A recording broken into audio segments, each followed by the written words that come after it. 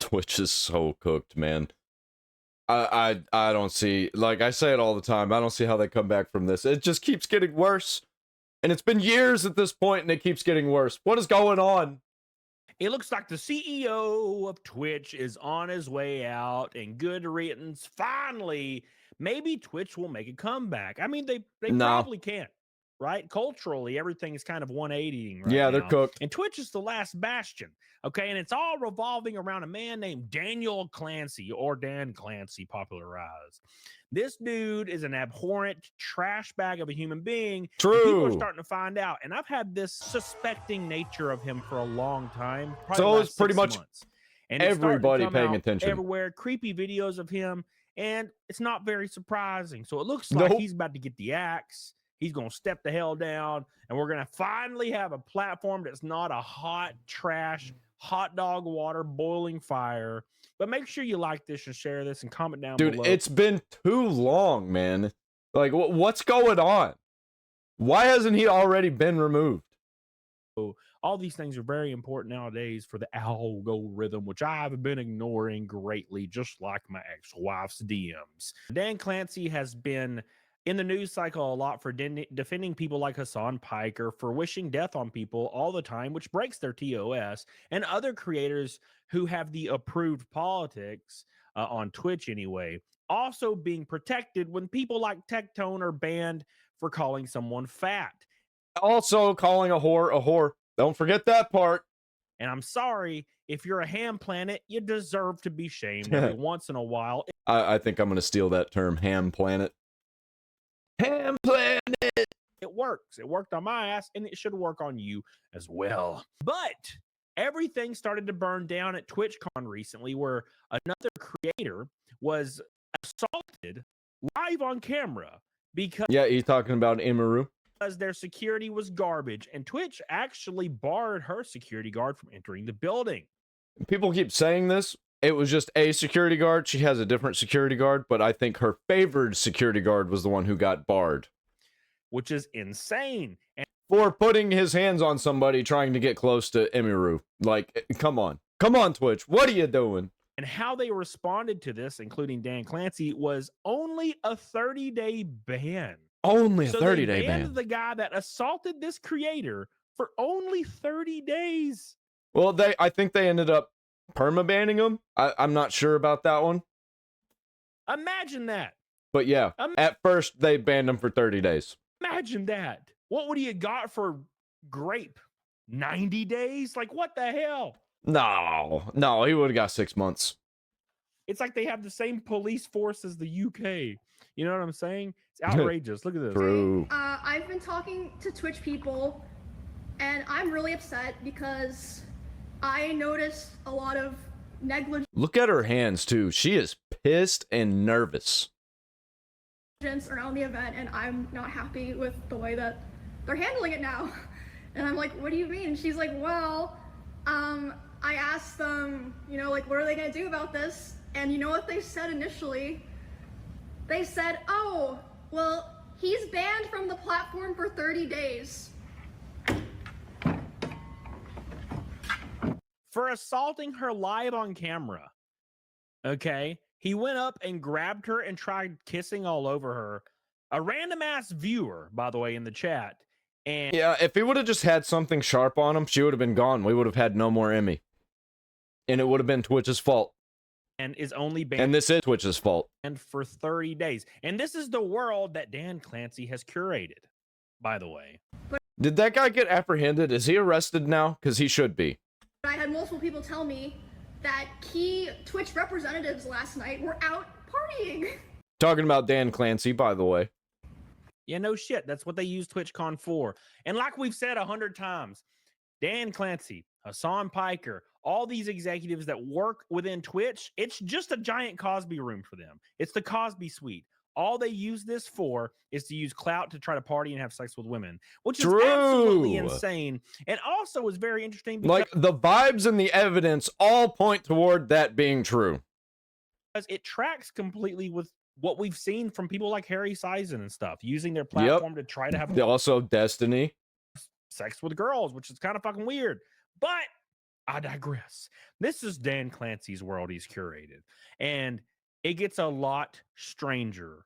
So right here we have... It's funny how the people that are always talking about sexualization and being sexualized and are into sexual identity are sex freaks. A beautiful video of Dan Clancy actually responding to the incident that we just were talking about. It's the top priority. The challenge we face is a challenge in today's society. It's not limited to Twitch. It extends throughout our society. I do think that when you're live streaming, in many ways, since you control your community and you can ban people, you can make it so that those people that you don't want engaging with you and participating with you aren't there, okay? How do you ban a guy from chat and then he doesn't show up to your actual public event? Banning somebody from chat does not ban a human being from the planet. Yeah, but to these people, all that there is the chat. The chat is the only thing that's real to them. Everything else is just party and sex. That's what is like actual real life. That's what they're focused on in their everyday. Okay, that's called murder. And I don't think that's okay with Twitch's TOS as well. But no, banning this guy that assaulted her wouldn't have changed anything. It's very different, you know, when I use other short form content and people say all sorts of stuff, well, I can't stop that. But when I live stream, they basically don't bother me. It's shocking. It's absolutely shocking. And it's all curated by the one and only Dan Clancy. And there's just events like Dan Clancy on stage, like stuff like this. All right, guys, I am not a trained professional. Don't try this. Which is all happening at the same time.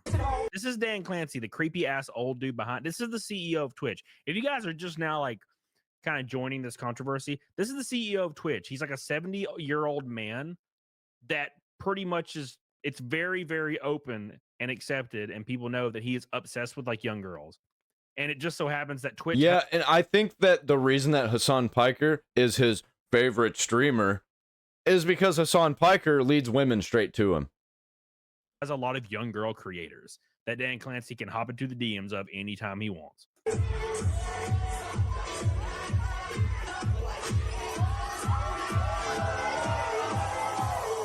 Oh shit. Oh my god. He just threw up. I haven't even seen this. Yep, it dropped her straight on her head. What the fuck, man? So cringe. Why was this even a thing? Who wants to watch this, by the way? All these people seem excited and they've all got their phones up like they're watching a fucking Disturbed concert. God, Dan Clancy, what the fuck are you These people are disturbed. doing? He just threw that girl on her face. Jeez. And he's been The reason I bring up Disturbed is because he likes to ban phones from his venue. under attack. By the way, there's actually a statement that was leaked from Dan Clancy from years ago that I'm going to get to.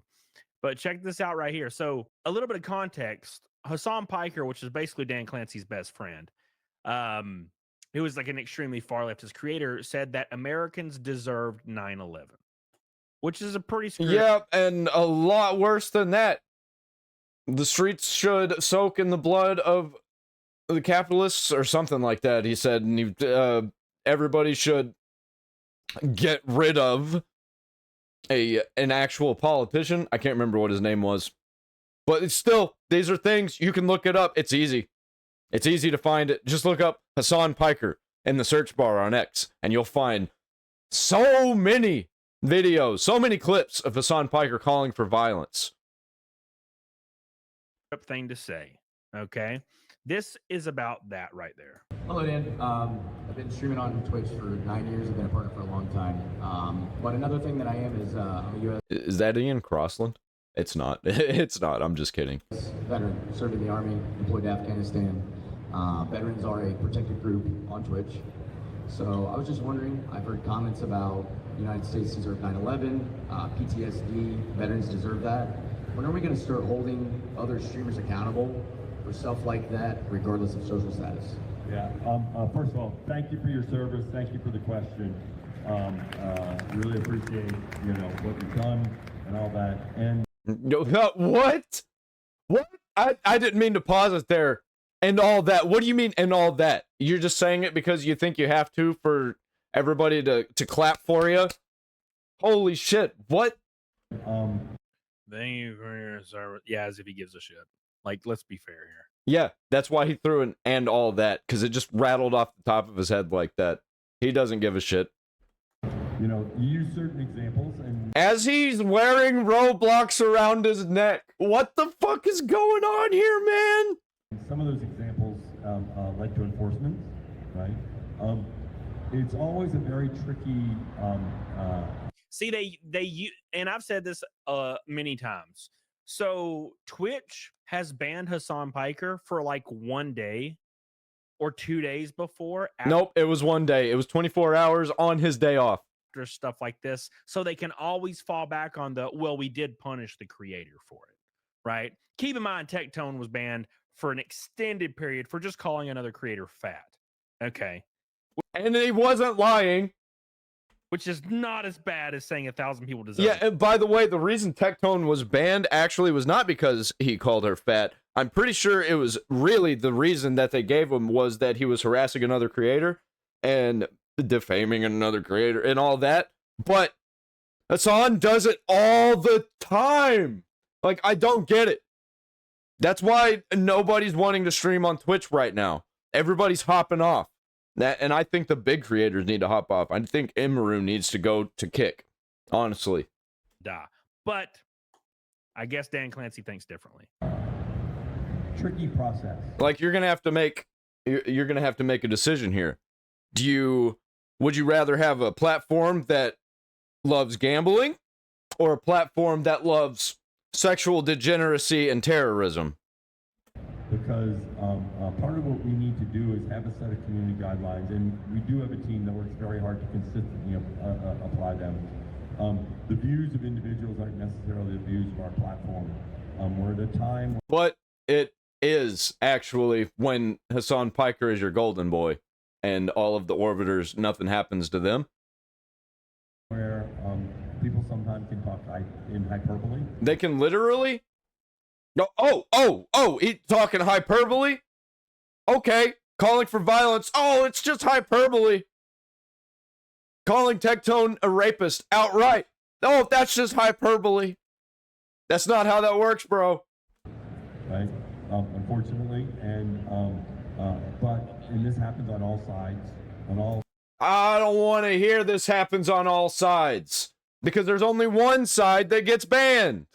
Sides of the political spectrum. Except conservatives are banned all the time on Twitch for. And who brought up politics? Who said anything about politics? He knows. He just said the quiet part out loud.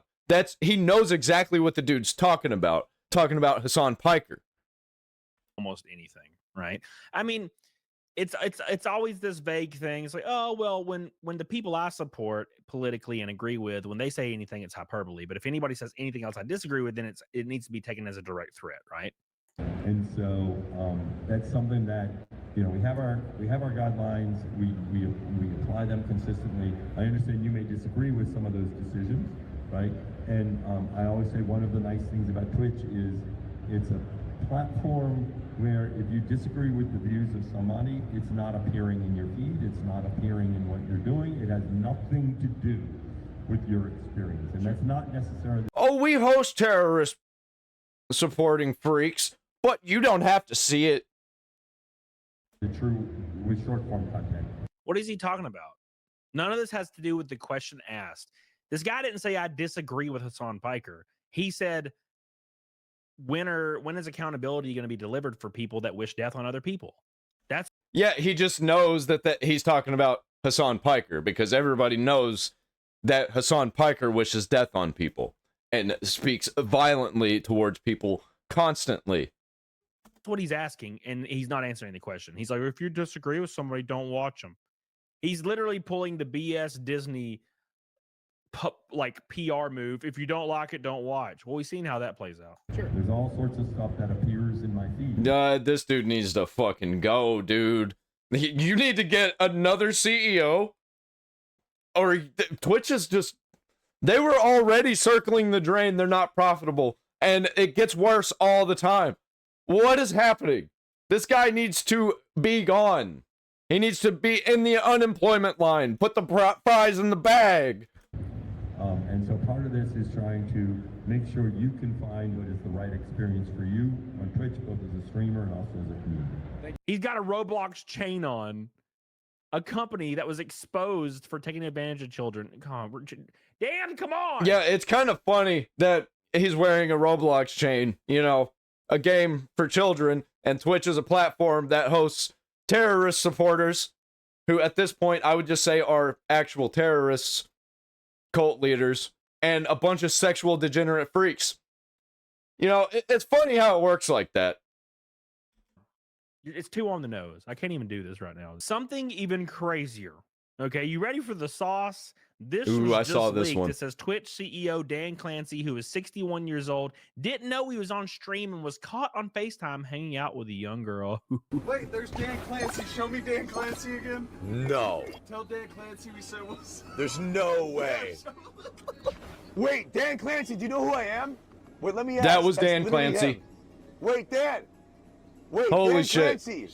Show Daniel Clancy. Wait, Dan. Dude, I literally just saw Dan Clancy on my soul. I did. Did you see him, Nate? Isn't he married? Rest in peace. Dan Clancy's just hanging out with a 20-year-old girl. Look, and I'm not going to be that guy, okay? I'm not going to be the guy who says you shouldn't be able to hang out with a 20-year-old girl. If she's an adult, you're an adult.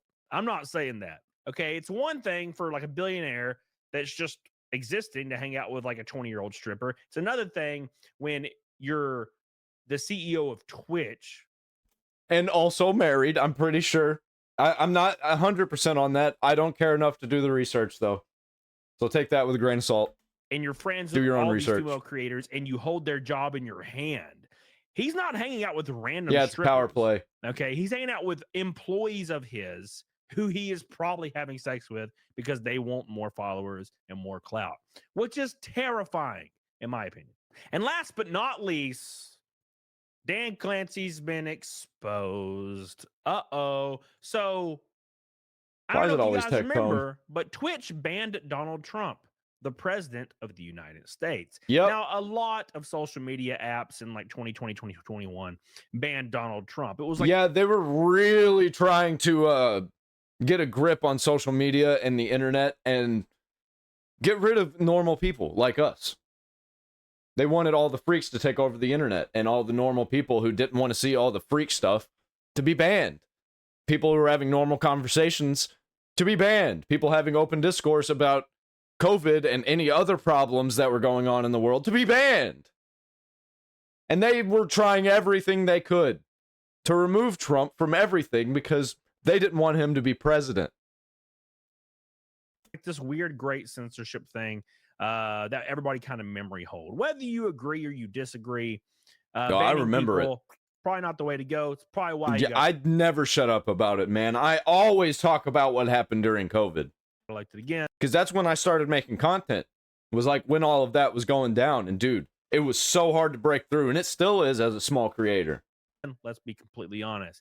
But Tectone tweeted out, y'all remember when Twitch banned Trump? Now it makes sense why so many leftist political content creators get away with doxing, threatening viewers, threatening streamers, and blatant slander. It happens on both sides, guys. Remember that. It happens on both sides. Here's an old Facebook post of Dan Clancy's. Here it is. It says, alas, I hate the alas. He feels like a fedora tipping guy. Milady. Alas, the shame of it is that since we are so polarized as a country in what we read in the media, many Trump supporters would never see an article such as this. Alas, again, he's using alas again. Alas, I wanted to say Trump is an idiot, but if we were only so lucky, he is much worse and much more dangerous as an idiot. While he won't win, which he did, his vile mouth will further polarize what is already a polarized country, making it even harder to govern over the next 4 years. This is the current CEO of Twitch. So if you ever wondered why they banned conservative people all the time, they banned Trump, they banned This is around the time when Twitch really started to take a downturn, too. anybody has to do with anything. I remember when Twitch was actually fun. I used to be on Twitch, and I just slowly had to get off there because it used to be about gaming. And then they had the hot tub streams. They had people that were getting around TOS, like and just doing all kinds of sexual degenerate stuff on stream. And they protect people that wish death on people that happen to be on the left or agree with those politics, whether you disagree or agree. It's a very obvious polarization. It's a very obvious one-sided conversation. They have a double standard and they only allow one voice on the platform, which I just don't think is the way to go. YouTube allows both, relatively speaking. Yeah, you can't call for violence, though. Allows both, relatively speaking. I have a strike on my channel because Hasan Piker called for violence. Like, it wasn't even me. And I just have to wait for it to go away. You know what I'm saying? Rumble allows both, relatively speaking. Twitch does not. And that is where the issues lie. The CEO himself is an abhorrent, gross bastard who's about... Oh, they allow both voices. You just can't say the thing that you want to say or you get banned. But you're allowed to speak, but you have to align with the narrative or just be boring and don't talk about anything. To be fired, mark my words, or at least paid to step down since he's the CEO of Twitch. And I think Twitch could probably make a good recovery out of it. Yeah, it's very, very difficult to actually get rid of CEOs. You pretty much got to pay him to leave. And what if he doesn't want to leave? Like, how do you do that? Wait for the contract to be up? I don't know. I don't know what kind of deal they've made with Dan Clancy for him to be at the top. But he seems like the kind of CEO that doesn't actually have anything to do with the company, that just parties on a yacht all day. But not with him at the helm at all. His ass needs to go yesterday. Yep. His ass needs to go in 2016. I've got a link down there in the comments. You should definitely click it. Donate to the Fables Folly farm. It's not really called that, but, you know, that's what I'm going to call it because I am the one taking the donations for it. It goes directly to the farm. Even though they go to me, it goes to the farm. So you should definitely click that. It helps out so much, man. We're trying to build community here. We're trying to do really cool things here. And yes, I stole that slogan from Nick Nocturnal. So click the link.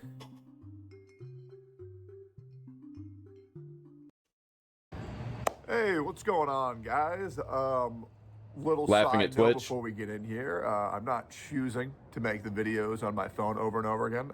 My PC setup is almost done. I've had to renovate. Dude, I cannot wait for Tectone to come back to streaming. It's gonna be more fun again. I've felt there's a hole in the streaming space because Tectone isn't there.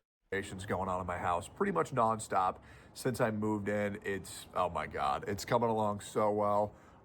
Surprisingly, I'm building my stream room last, but I've got my home gym done besides the equipment, which is going to take about 6 weeks to ship, but I'm very excited for that. That was about $20,000, but it'll be cool to be able to stream from the inside of my house, being able to get some lifts in, make things a little bit more fun, and a bunch of other shit that you'll never see, so it doesn't really matter. But yeah, things are going along smoothly. I'm excited to get back to my PC and hopefully give you guys some higher quality videos, unless you guys enjoyed these incredibly shit quality videos in the big year of 2025. Yeah, this actually isn't bad quality. In which case, maybe I can be persuaded to do a couple more, like I have been doing for, what was the first time I recorded an outdoor video? 6 years ago? I think I was in a forest in London, Ontario. I think I was bitching about Ganyu. Jesus. Old times. I'm getting fucking old, guys. I'm 31. Dude, anyways, oh shit, man. world- I'm about to be 30. I think as soon as I hit 30 years old, I'm going to be as bald as Tectone.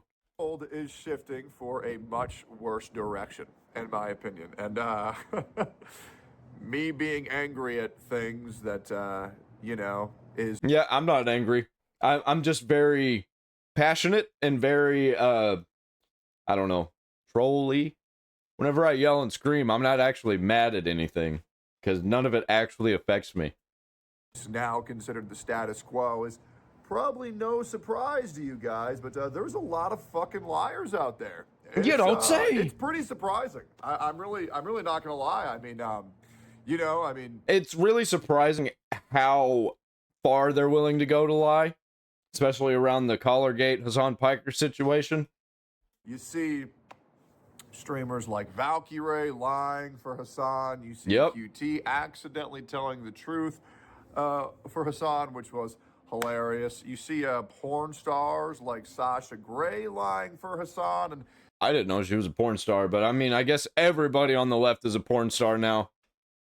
then she'll see the clip of Hasan doing the exact same thing that he said that he didn't do, and then Sasha Grey will be so scared she'll just close the clip because, God forbid, she consumes information that goes... Right. For context, she said, oh, there was no tape on the collar, and then QT Cinderella immediately on the video she was reacting to said, there was tape on the collar, and she's like, well, I'm not watching this. Against her beliefs, which we're going to get into a whole bunch of cognitive dissonance later and explain to you guys what that means for anybody who doesn't know. Yeah, and then we have Hasan lying about 108 times. I think that's the number, 108 times. And yeah, there's definitely somebody counting. There's probably a lot of people counting. 4 days, I believe, is the number that everybody was counting about how many lies he just looked towards his audience and said, hey, this thing that you saw happen on camera, it didn't happen. It wasn't me. You all know it didn't happen. And then days later, they're still giving him shit about it. She even got you on camera. Wasn't me. All right, dude. Yes, it was. I like that song. Yes, it was. If you were that woman in that music video, I don't know if you guys are old enough to know that song. If you were that woman in that video, my God, you're retarded. I mean, Jesus. Anyways, right? That really is the status quo of what's going on Twitch and what's going on with the media. With other news sites showing the No Kings protest happening with footage from 2017 and a completely unrelated protest, trying to make it seem like this whole No Kings protest was a lot more successful and larger than what it is. We have content creators lying. We have the fucking news lying. And even more so, and this one I really, really had to process. Because deep down, and I want to make this very clear, I don't like being right all the time. It sucks. I'm very rarely wrong. Yeah, and I was looking at the right wing that posting about, oh, this drone footage was from 2017. And I felt like I was losing my mind. I felt like I was the only person that was like, hey, this didn't happen. What are you people talking about? This is not from 2017. This actually happened. And everybody was trolling me. Everybody was giving me shit. And like, I was just like, I'm going insane. Is everybody fucking with me?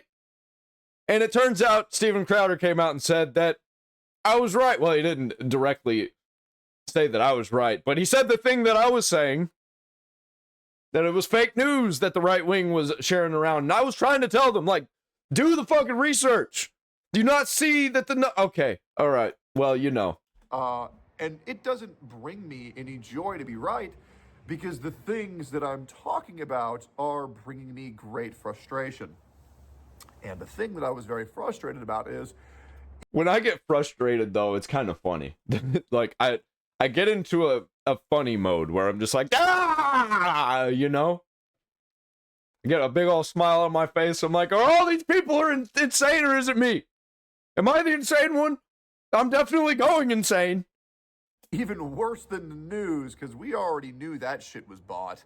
Now True. Twitch themselves are looking at you in the eye as a retarded consumer and insulting your intelligence. And you know why they look you in the eye and lie to you? Because they know that nothing's gonna happen. Saying, hey, that thing that happened on camera didn't happen. Now, what am I talking about here? In case you don't know, Emaru got sexually assaulted at a con. And a lot of people are trying to just say, well, it was only a kiss. It was only a forced hug and a forced... It was only a kiss. Like, she didn't die. The point is that she could have. The point is that she could have been very fatally wounded or killed or worse if there is something. I mean, she could have been eaten. I think, I'll be real, out of all the crimes... Yeah, he could have turned into a titan and just like, ah! Like, you never know, bro. In the world, I think cannibalism is the worst. I think that's the #1 worst crime. I feel like if you've eaten somebody, if you've like... Anyways, this is a topic for another day. Yeah, the thing is, something much worse could have happened, and security countermeasures should have been taken, and disciplinary actions should have been taken. And, well, you know, Twitch, you did give the guy a big 30-day ban. I want to remind you that a guy who went up to Emaru and sexually assaulted her got a 30-day ban where You know why they don't care? It's because it wasn't somebody that was directly in their circle, and she's friends with Asmongold and Tectone. That's why they didn't care. E-Rob? E-Rob joked about beating someone up at TwitchCon, and he got banned for 30 days. A joke got the same ban as a fucking crime.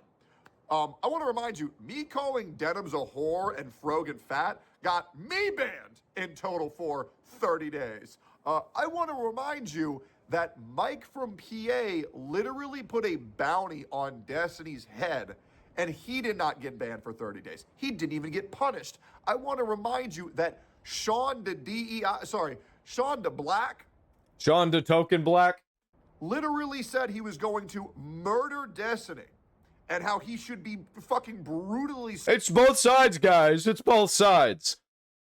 You don't have to watch it if you don't like it. slaughtered, and he didn't even get banned. As well as Hasan calling for the death of... Yeah, and that whole, if you don't like it, you don't have to watch it is fucking bullshit. Because you still got chatters that have that energy within them from those chats. And if Sean DeBlack says, hey, everybody should go out and get Asmongold, and then somebody from his chat goes out and gets Asmongold, it's Asmongold's fault. Many different people, and he also did not get banned. Are we starting to notice a problem now? We're going to go a little bit further. So Twitch put out a notice saying, well, guys, we permanently banned them. Not their decision, by the way. That was because it was caught on camera. The clip blew up. Emeru's manager, God bless their soul, held them accountable and said, you are going to take these disciplinary actions. By the way, after she took action and got a hold of the police and got a hold of a lawyer. And you are going to permanently ban this fucking loser. And so they have. They put out a note saying the person was apprehended and is currently being dealt with by the authorities. Good. No, they weren't. Oh. Okay, no, they weren't. And the reason why we know they weren't is because we literally saw footage of this guy lackadaisically walking at a very relaxed pace out of TwitchCon. Damn, with I didn't know that. Nobody restraining him because, just like the last security guard, well, if you do your job properly, you're going to lose your... Oh, wait, no, I did see that. Never mind, I did see him walking out. Wait, that happened after they said that? What the fuck? Yeah, like, I saw that, but I thought it was before he was apprehended. I thought that was directly after he did the thing. So that was after they said that they took action? Is that what I'm understanding from this? Promptly. Welcome to twitch.tv. It's great. I also love how many of your employees I talk to, Twitch, that even think that you yourself are retarded because you aren't allowing your own employees, your own moderators, to do their jobs. And even they are like, fuck. Okay, so Hasan Denims and all these fucking people are actively slandering all these people, but you called him fat, all right? So you're going to get banned for 2 weeks. And now what are we going to do for you? Ooh, we're just going to tell you to ignore them because for some reason the higher-ups at Twitch are protecting these fucking bozos. Yeah, it's a lot of fun. Yeah, that is so weird. I understand why they're protecting some of them, but the Orbiters, I don't know why they're protecting. I kind of get Denims because Dan Clancy's a gooner, but, like, does he like fat chicks, too? Like Casey Tron and... Bloated! Or is it Frogan? I don't fucking care. Twitch literally put out a public statement that is completely falsified. It is a complete lie. It was debunked in minutes. None of them put out an apology. None of them corrected the wrong they did. They looked you in the eye. They spit in your face and they said, hey, you're going to believe this story. Guys, I mean this on my whole soul, on everything. There are so many people lying to you. It is insane. I highly... Yeah, I already know. I don't know why there are people that don't know this. I've literally talked to people who say, no, they don't. Only your side lies. And I'm like, what are you talking about? Everybody everywhere lies. There's like a few people that I see on the internet that don't lie or aren't completely retarded. Now I think Alex Jones is completely retarded too, by the way. I don't think that he's a liar. I just think he's retarded for posting fake news and reporting it as if it was real. And other content creators from their side won't tell you to do this. I highly, highly, highly recommend that you approach everything that you consume with a degree of skepticism. Yep, I already do. Like, that's why I was so adamant about that drone footage thing. I highly recommend that you look for proof or evidence. Yeah, if somebody makes a claim, I look at it and I'm like, huh. All right, well, let's find the actual proof of it. And if I can't find it, I'm going to ask around. And I'm going to ask around for a while. And if nobody says anything or people start trolling me, I'm just going to immediately assume that it's bullshit. Or anything that you hear. So important. Because there are so many people looking at you in the face and lying. It is insane. And by the way, I just want to address this. Whether you like or don't like Destiny, and obviously, you know, I tried to get along with Destiny. It didn't work too well, okay? Yeah, Destiny's a fucking freak, dude. It didn't. But just because I don't fuck with Destiny at all doesn't mean that I can't acknowledge that bro has been actively threatened for and called for the death of multiple times blatantly, and no one calling for the death of this man has ever been punished. And I don't care who you are. I'm not going to call for the death of you ever. Yeah, what are we doing here with people calling for the deaths of people and, like, cheering on the death of people and not doing anything? Because it's getting worse. Because, guess what? Nothing's being done about it. It's just not good. It's not a good thing to do. Now, I might tell you to kill yourself, but that's not a threat. That's just a suggestion. Way different. It is. It really is. And people need to understand that there's a big difference between a gamer saying, bro, kill yourself, like in fucking League of Legends, versus... Yeah, I wouldn't say that. I'd just say, go fuck yourself. I like that one better because that one's way, way less bannable. And if you tell somebody who is suicidal,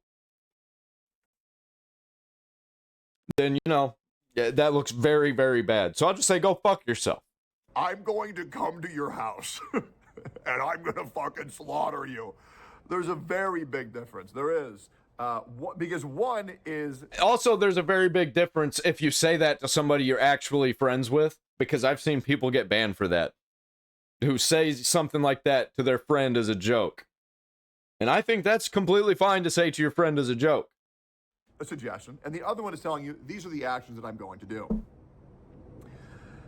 Man, it really is... Yeah, I think death threats, if you're talking to your friend and it's obvious that you're joking, are completely fine. I wish that companies can make the distinction between that. Because I guarantee if I go on Twitch and I threaten my friend like that, obviously, ridiculously over-the-top joke, I'd get banned for saying the exact same thing Hasan says seriously about other people and to other people. And the more, and I mean this genuinely, the more you are aware of what's going on in the world, the more that you are aware of these people that are lying, the more that these people will try to discredit the people telling the truth. I mean, I want you to look at Nux Taku, for an example. Nux Taku got his entire career temporarily destroyed, which he bounced back from because he's one of the GOATs. God bless you, Nux. Love Nux. The amount of misinformation put out on this guy is insane. I mean, dude, Nux has been roasting people on Twitter recently. I get told that Nux is a pedophile daily. And I'm like, brother, what the fuck are you talking about? Just complete. I was a fan of Nux when all of that drama was going down. Whenever he was, in quotes, being a pedophile. I was there, and I saw the video. And all he was doing was pointing out a thing that YouTube was allowing. And I don't get it. And if he's not allowed to show it, then YouTube's not allowed to show it. That was the whole point. Complete misrepresentations of the truth. And I mean this genuinely. Nux has always been good to me, and I'm a guy who's always going to have the back of my friends. However, I will also be the first guy to hold my friends accountable. Like, for example,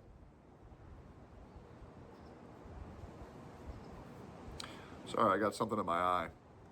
I was the first guy to call Asmongold a massive fucking pussy when he uses big fat build in Elden Ring because he's not good enough to beat the game any other way. Anyways, just think about how much misinformation is put out on Asmongold as well, or even legal mindset, you know, or Hey, bro, you need to trim your nose hairs a little bit. I probably need to trim my nose hair too. even me. I'm sure everybody at a point of watching my videos has probably seen me be accused of doing the worst crimes on planet Ah, Earth. fuck. Now I can't stop focusing on it. Trim your nose hairs, old man. Guys, whoa, camera almost fell down. Getting a little bit gusty here in San Antonio. I want to remind you that there was even rumors that I killed people. Yes, there was even a point in time where people thought I was murdering people. Yes. Well, I mean, you kind of look like Jason Statham, so I can see it.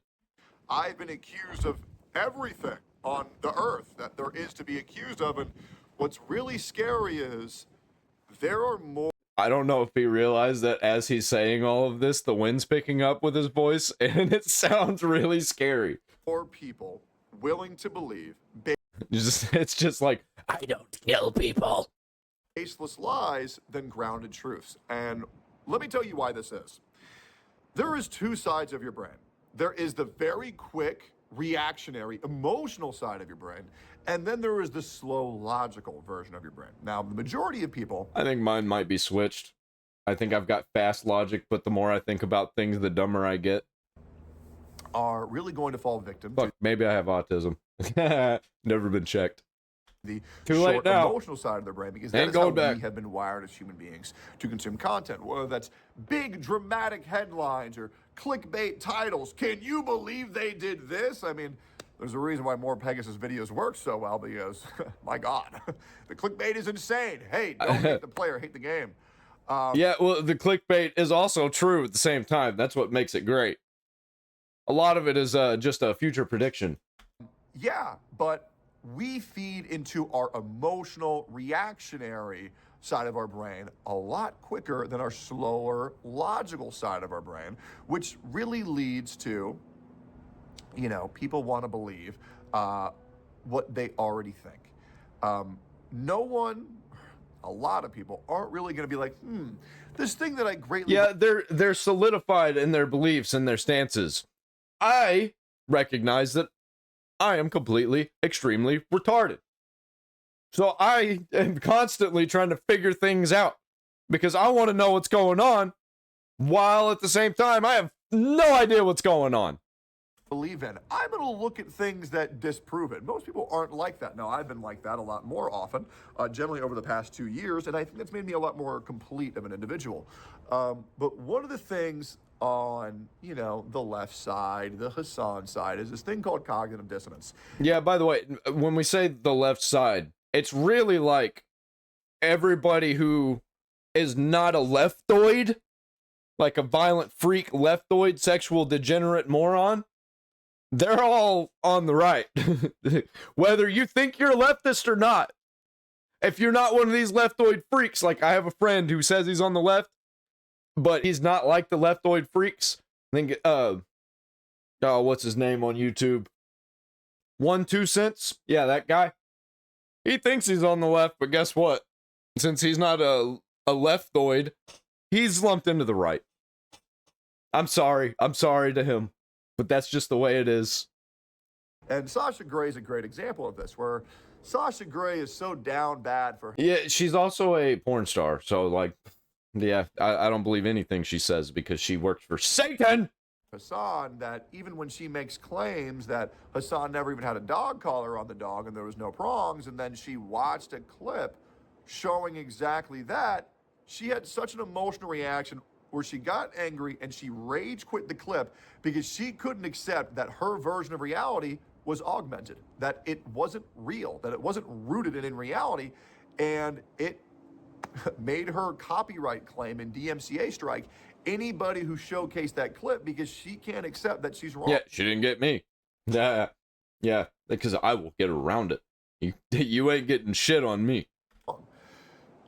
There are so many people trying to discredit the people who are telling the truth. It's a little bit scary. And there's this content creator by the name of Milo, who I believe left the internet back in 2015. Guy is very racist. It's hilarious. I'm not gonna lie, I thought it was fucking hilarious. There's this other streamer by the name of Cuff'em who went viral for having this clip versus this Mexican guy where they were both calling each other racial slurs. And that clip was fucking hilarious. You know, it was fucking hilarious. And guys, I'm tired of pretending that this shit isn't funny. There's so many people who will tell you, oh, I love everything. I love everyone. I'm accepting of everything. I'm so... Yeah, those people are fucking liars, or they're just completely brain rotted. Tolerant, this, that, and the other. No, you're just a piece of shit. And that's a video for another time, which I might record immediately right now because I think it's worth discussing.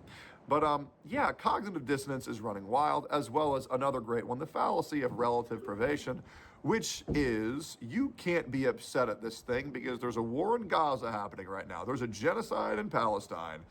Yeah, and if there wasn't, then they would just use some other excuse. Don't you know there are Ukrainians dying in the streets? Yeah, unfortunately... That was the conversation before the whole Gaza thing happened. Just because there's something worse happening elsewhere doesn't mean that your current issue doesn't exist. Regardless, lots of things to enjoy today. I think everybody forgot that the war in Ukraine is still happening. I don't see anybody talking about Ukraine anymore. I don't see any flags. I always just see the Palestine flag. I remember when the Ukraine flag was everywhere. Lots of things to consume, and rage culture is fed higher than ever. It's funny how all of these are all about flags. And everybody calling out the truth is villainized, and everybody lying is considered just a good old squeaky clean boy. And my God, am I fucking tired of it. Yep. Yeah, do me a favor. Fact check everything. I think it'll make your life much better. And really just observe the astroturfing on Twitter, how everyone will say the exact same comment. Most likely... I fucking hate sanitized people, man, where everything they do is clean, except for whenever they want to come out and pretend that their friend is a good person. Ludwig. Jellywig. It's like walking into a school or a hospital and you're like, this place does not feel right. It's too clean, too organized, too boring. It's not fun. This seems like a place that I do not want to be. Likely from fraudulent users or fake users in general. Where it feels like everything on the walls, there's a purpose to it. To try and get you to think a certain way, just like it is in a school. They say, hey, this guy who's literally saying things that have been proven on camera, well, he's delusional. It's like brutalist Soviet buildings. He's schizo. He's obsessed. Yes, I am obsessed. I am obsessed with pushing the truth. And side note for anybody... I'm obsessed with culture, and I don't like rotten culture. ...who sat through this entire video, I can't wait to prove all of you guys who are part of my community correct. There's a lot of things in this world that I could have already dealt with, but I'm not. And the reason why I'm not is because it's leading to a lot of mask-off moments. I'm getting a lot of information that I want. And, man, there's gonna be cinema soon to come, and It's funny how the Collargate kind of divided everybody, and we all know who's who now. We got the celebrity Hollywood LA freaks versus everybody else. Really enjoying it. Always make sure to leave one... No, wannabe celebrities. They're just the celebrity types. ...the chamber. But for me, I like to leave a fully loaded mag. I will see you guys very soon. Yeah, I cannot wait until he starts streaming, dude. The internet's gonna wish he was gone. Let's go. I've got a link down there in the comments. You should definitely click it. Donate to the Fables Folly Farm. It's not really called that, but you know, that's what I'm gonna call it because I am the one taking the donations for it. It goes directly to the farm. Even though they go to me, it goes to the farm. So you should definitely click that. It helps out so much, man. We're trying to build community here. We're trying to do really cool things here. And yes, I stole that slogan from Nick Nocturnal. So click the link.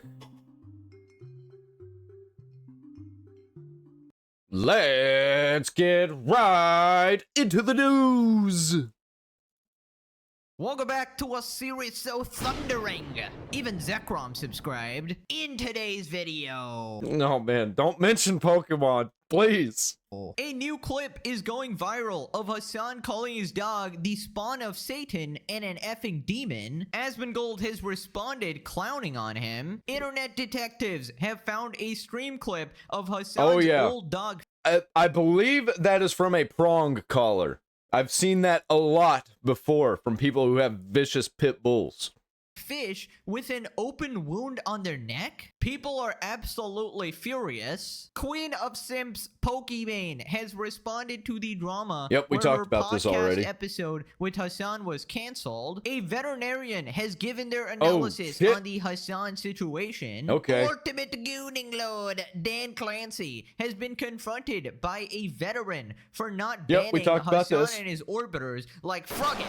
Destiny has pointed out several instances of Hasan orbiters threatening his life, particularly at TwitchCon. Asmongold is Yeah, dude, Destiny has been on one recently. Like, I don't like Destiny, but he's 1,000 times better than Hasan. absolutely destroying Twitch, talking about all of their problems. Subscribe, or you actually turn into Dan Diddley Clancy. Oh no, You good do thing I'm not subscribed. want that. Let's up those numbers! Now let's begin. So Hasan apparently zapped his dog, and we had a ton of stuff go down. Now, Multiple times. There's even new instances where we have found that he did this. Exact same thing, exact same way. He must have been reaching for his end every time, because that's what it looks like. after all that, he said he wanted to quit streaming because of the backlash. I hate the left. I hate my life. I hate fucking streaming. Good. I want to shut everything off. I just want to go away. And that brings That was the energy that he brought to the table. So he's getting it back. us to today. Hasan called his dog the spawn of Satan before he had to train her. That fucking this right here, this fucking demon, okay, who's sleeping like a goddamn baby currently. That thing right there was the spawn of Satan. And he goes on to not tell anything about why it was that thing right there was the spawn of Satan. Do you understand me? No. When I'm telling you that was the spawn of Satan, I'm telling you, like, I was sick. I was sick to my stomach. I was sick all the fucking time. I thought I was gonna Yeah, that really tells you what he thinks about dogs. die. And look at her now. The most perfect puppy of all time. Why? Because I trained the living dog shit out of her, okay? Every goddamn day, I had to train the people around her to make sure that they were doing the right things. I had to train her. I do get that. I do get that when you're trying to train a dog and everybody around you is untraining your dog. I get that. But he's still a piece of shit. Her every fucking day. Interesting. Trained the living dog shit out of her. He just chooses the wrong words all the time. Dude is an actual moron. I wonder what that could mean, guys. Does he mean he's zapping her like he's Lieutenant Surge from And all of the people that he had to train around her, he was zapping them. Shocking. Pokemon Gym 3, but he pulled out the Raichu and started spamming Thunderbolt? This man is such a psychopath. He said he trained the people around him as well. So apparently Ludwig, Valkyrie, and QT also got the shock collar. Okay, I'm obviously joking, No, I think he's talking specifically about Valkyrie. but the way he talks about it is pretty disgusting, okay? Yep. Effing demon, spawn of Satan. I get what he's talking about, but he chooses the wrong words because he's a fucking degenerate moron. Sick to my stomach, thought I was gonna die. Now, you could argue that he's being hyperbolic, right? He's just exaggerating. It seems like Hasan really loves exaggerating, like when he's saying he's going to murder those capitalist mother flippers, and he's openly said that he actually doesn't like these people a lot. Yeah, so miss me with it. Miss me with all that, Hasan, because I do not give a fuck. Everything that you say is garbage. Everything that comes out of your mouth is shit.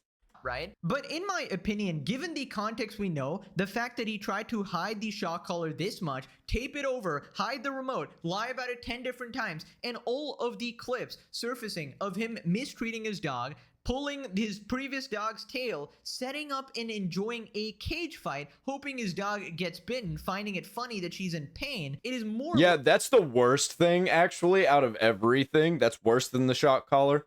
Likely than not to me that he's actually ranting about how much he freaking hates this dog. For example, if a man says, oh, I'm gonna freaking kill you for X thing, right, to his wife, that could, you know, be a playful joke depending on the tone, depending on their type of relationship. But if you also find out that this man has been hitting his wife or abusing his wife or zapping his wife, God forbid, then that same quote becomes very different, because now it's like, okay, maybe you weren't actually joking. Maybe it wasn't actually hyperbole, and you were... Yeah, I'm calling it now that Hasan and Valkyrie are going to break up, and then Valkyrie is going to spill the beans on everything that he did to her. Actually being serious. All the times he made her cry for no reason, for stupid shit. Probably the dog is most of it. Then he talks about how well he's, like, trained her. And that's what you're supposed to do. And look at her now. She's incredibly well trained. But like the first 4 to 6 months. Well trained. He means that she's incredibly scared to move. I was like, I'm gonna die. Like, I think I might actually perish if this continues. So you shipped her off to a puppy boarding school? Yeah, but I trained her before then. Like, you have to remember, she was very well trained even before then. And then after that, it was like, it was over. Plus, if I can do that, she can do that too. What are you talking about? This is the fucking governor. Like, what? Yeah, I trained the shit out of her. Dude, he can't get his mind off of politics. Everything that he talks about, he always brings up how somebody political is worse than he is. Like, is he talking about Kristi Noem again? Every time people bring up the fact that he abuses his dog, he's like, yeah, well, what about Kristi Noem? And then I even took it to the next level where I took her to professional, like, doggy boarding school. And after that, it was over, you know? She's just... Yeah, after that, it was over, guys. Her will to live, over. Her will to resist, just over. She finally gave in to the absolutely soul-crushing overlord that is the Zapper 9000, right? Make sure to crush any bit of rebellion really quick, right? Literal Citadel prison from Star Wars, right? Even in there, they crush the wills of the Jedi, right? So they eventually give up the secrets and shit like that. That's basically what he's doing to Kaya here. By the way, I don't know about you guys, but I find this language very interesting. He says, I trained the shit out of that dog, right? Like, surely you would say, I trained my dog very well. You know, it was hard to do, but I still did it. Now, he says, I trained the shit out of it. When else do you say that? You say, it's like I beat the shit out of X thing, right? I beat the shit out of that guy in a boxing match, right? I trained the shit out of that dog by zapping it. That's kind of like how I'm interpreting it here, right? Pure responded, so anyway. That's the only way that you can interpret it based on all of the other things that he talks about and the way he talks about them. I started zapping Hasan Piker 2K25. I haven't seen that one, actually. That's pretty good. And we got a new meme, a brand new meme. So anyway, I started zapping.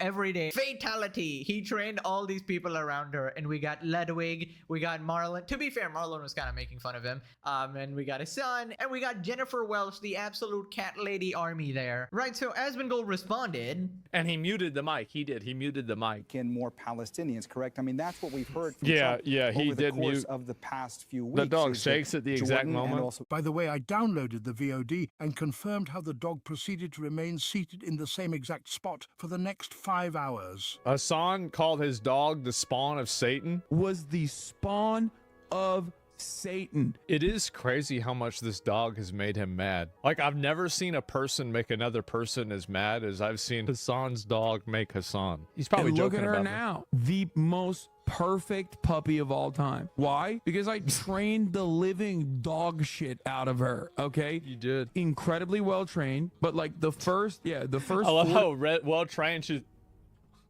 Look how good she is. She doing great, guys. She do whatever I want to do. From the fridge to the TV, Kaya will... Yeah, the only thing that he wants her to do is to be a prop and do nothing else. That's it. That's what he trained her for. Be free. Well, to be honest, training in Hasan's eyes is when she's not actually moving, right? When she's either asleep or sitting there lifeless. Yeah, he'd probably prefer her to be dead if she wouldn't decompose. For hours and hours and hours, and if she dare moves a muscle, she's a spoiled, rotten baby, spawn of Satan dog who's going to get zapped, right? And I just find it absolutely disgusting. Like, he's most happy when Kaya is not moving and sitting there like a prop, a real-life animal prop. That's To be fair, I don't think he's actually using her as just a prop. He wants her to lay there until he wants attention from the dog. He doesn't care if the dog wants attention. If he wants attention, if he wants the endorphin rush from petting the dog, then it's his time to do that. And it's not up to the dog when the dog wants to do it. If Duchess came up here and wanted me to pet her, I'm gonna pet her. absolutely deplorable. Pure responded he should wear a shock collar and the viewers shock him anytime he leaves his chair. I mean, that would be a pretty good turnaround considering he loves doing his infamous chair react where he just has his chair react to the stream because nobody cares about his input. I trained her to be a good dog. Basically, he traumatized an animal to live in fear of leaving the square foot that is her prison for a painful amount of hours every day. That is not training. That is textbook animal mistreatment. That's a Yeah, I think how my dog is trained or how little my dog is trained is kind of funny. Because, like, if I open the door, she's bolting out. And if I don't want her to go, if I don't want her to do that, it's so hard to get her back in. And it's really funny what I got to do to get her back in. I pretty much just got to keep calling her. I got to keep petting her. I got to keep pushing her, even though she's heavy. She's kind of a big dog, and she thinks I'm playing with her the whole time. So she's trying to play back with me, and I'm like, just get in the fucking house, please. Prisoner, not a pet. The perfect puppy literally just sits in the corner as a prop. That is a Yeah, I like to let my dogs show personality and kind of do whatever they want. Obviously, I don't let my dog do bad shit, like eating things that she's not supposed to, or pooping in the house. But pretty much anything else, she's allowed to do. Ideal vision of Kaya. Had to absolutely train the shit out of her for her to do that. He muted so people can't hear the dog cry in pain. Dog does a 200 IQ move by flinching. Dude, honestly, that is diabolical. Bro, press the mute button so that nobody could hear the screams of Kaya. That is, oh my god, you cannot make like a super villain that good. There's a spawn of Satan in that room, but it ain't the dog. Oh my lord. Moving on to people finding yet another clip of Hasan's old dog Fish allegedly being mistreated. This tweet's going viral. Holy shit, old Hasan. I actually heard this one before. Like, I've actually gone over this drama before on this channel when I first started talking about Hasan Piker. And he had an excuse for it. I don't remember what it was. Hasan Piker recording with his previous dog Fish shows an open wound on the dog's neck where Hasan used a prong. It's kind of funny how all this old drama is coming back up and it's blown up even bigger than it was because other drama has blown up. Color. This guy should not have a dog. And True. here we have a picture of Hasan with his dog Fish and Actually, I think Nux was the one who brought it up first. Like way back, way back. I probably blurred this for YouTube purposes, but it's basically an open wound and there's blood clearly visible. It looks like it's like dried up or something. Yeah, and there's no way he doesn't know that's there. If my dog had an open wound like that, it's gonna be patched. Now keep in mind, this is apparently the same dog he yanked the tail of, something that children are taught not to do, but Hasan decided to do it, and this can even cause permanent damage to a dog, right? This is also the same dog he used a prong. Actually, kind of sad. There is a dog that lives here that a little kid pulled his tail, and now he's got problems with his tail. And it sucks, man. Because, like, when you pet him, if you pet him in the wrong spot, he yelps. And that fucking sucks. Color with something that his own friends are very uncomfortable with. Regardless of what you think about them, in Hasan's hands, he's probably not using it correctly, considering he can't even use a shock collar correctly. People responded, I've used prong collars in the past to manage the capture of 100-pound plus semi-feral rescues, and the prongs have very blunt ends, so you would have to yank a dog extremely hard to cause this kind of injury. Yeah, like if you got really furious, raging, and you were just like, yeah, over here. Shit, man, I moved my whole chair. Unbelievable. Nux responds, the biggest leftist streamer is a generational dog torturer. Holy shit. Those prong collars have very dull prongs. I've used them. Nux brought it up before, though, I'm sure. I thought he did. I'm not gonna look for it because there's just way too many videos. On dogs never once drew blood. You'd have to hang the dog by the collar or sharpen the prongs to do this. Guy belongs in a prison cell. Right, so people were arguing whether this is fake or not, and the Twitch clip is here for anyone doubting its authenticity. Yeah, it's definitely real. We just don't have any proof of what happened here, but also he's not acting like he cares, and he should be, you know, he should patch it. And yes, this is actually Hasan's channel. Fish or you're mad that you haven't gotten the approach and shit in a while. I mean, I guess we can go get one right now. What, dude? Are you crazy? Let's go get one. No, let's go get one. Fucking friendship time, bro. Bro, I'm not gonna lie. Watch the VOD on that. I got popped.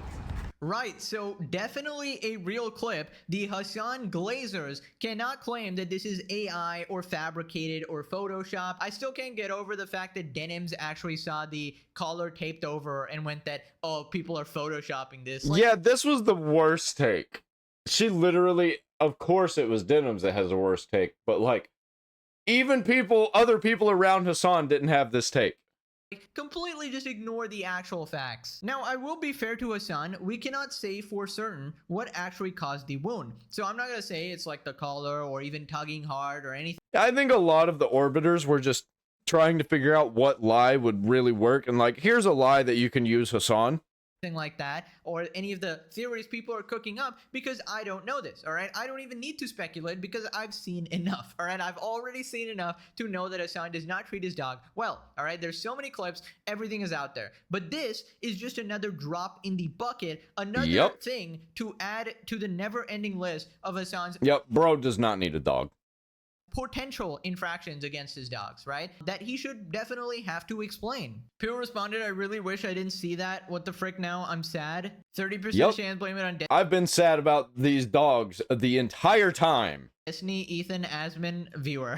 Is this the same one he yanked by the tail? Appears to be. Is that the dog you said he would literally kill? Again, these are things that you could say to your dog, and you know, it would be fine in some cases, right? You could say it playfully, or you know, you could just be frustrated in a moment. I like to come up with creative ways. I don't like to just say that that's what I'm gonna do to you. Like, a lot of times I'll be like, bitch, I will sell you to the Chinese. As one of my favorites. But given the context and given the actions he's doing, like he's yanking the tail and, you know, he's saying all this other stuff, he treats his current dog like a prop, you can only make assumptions. Israel made him do it, trust me. Hasan proving it. And so the saga continues, this time with the collar seemingly so tight that it caused injuries. I wonder how the cultists will defend this, considering this isn't the first time we've seen a collar too tight. That is true. That Jennifer Welsh did say that Hasan has his collar so tight she can't even fit fingers in. Apparently torturing animals is his thing. He defines. What are you doing, Duchess? What are you doing? Okay. I can't even yell at her because she just looks at me like I'm stupid. Because whenever she's in trouble, I don't yell at her. I get in her face and I'm real quiet and I'm like, you don't do that anymore. You know, sometimes I'll get forehead to forehead, look her directly in the eyes. Training is conditioning them to do things which are against their nature, and he chooses physical pain in his training method because it's just a dog. So if this is okay and electrocution is okay and supporting terrorists is okay, then his moral compass is totally wrong. My dog is like my companion, or I wouldn't say baby, because I don't really treat her like I would a baby, because I treat her kind of rough a little bit, like I don't know, like a big dog who's part American bully. I don't know, she likes to be slapped and pushed. Like, if you push her, she's gonna come back try to push you. That's what I mean by pushing her. She's still looking at me like I'm stupid. Where does he draw the line? And how does he have so many stupid as F followers? Beyond me. I will never understand that. Moving on to Pokimane responding to the drama. Now, last time, Pokimane and Lily Pichu's podcast, Sweet and Sour, was actually having Hasan on as a guest on their next episode. So, their staff seeing this apparently decided to cancel the show to save their PR. Now, Pokimane saw this, did not like it, immediately backtracked on Twitter, saying that they did this without her knowing, and saying that she's going to restructure, implying that she's going to fire everybody for literally trying to help her. So she has now responded, Pokimane, no one's getting fired, and we have had someone who helps us with socials also stepping down. This is the corporate take. This is what corporate people do. This is what corporations do, where they're like, well, we're not going to fire you exactly, but we are going to make you resign. Also, we had someone who helps us with socials, who's also stepping down. We have an editor who also has a full-time job. Over the last month-ish, we've just had a lot of restructuring issues within our staff. So when I made that tweet, it sounded like we're restructuring because of this, and I'm firing everybody. Well, she said afterwards, she literally said that it was because of this. Literally what she said. And now she's just lying. That's not what I meant. I literally meant we are in the middle of... Oh, this is actually what I meant. I misspoke. I mistyped. We saw exactly what you typed. We know what you meant. Yeah, stepping down equals fired. Not exactly. Stepping down equals forcing you to resign so you're maybe able to work in the industry still. That's kind of what that means. Restructuring, and kind of what happened is we're restructuring because of this, and I'm firing everybody. But that's not what I meant. But let's see the way that people are reacting to this. She fired people. We hate the... Do you remember her saying this? Do you think someday we'll have a revolution like that in America? It's getting there, right? The wealth disparity is getting bad. And we hate the rich. Aren't you the rich? No.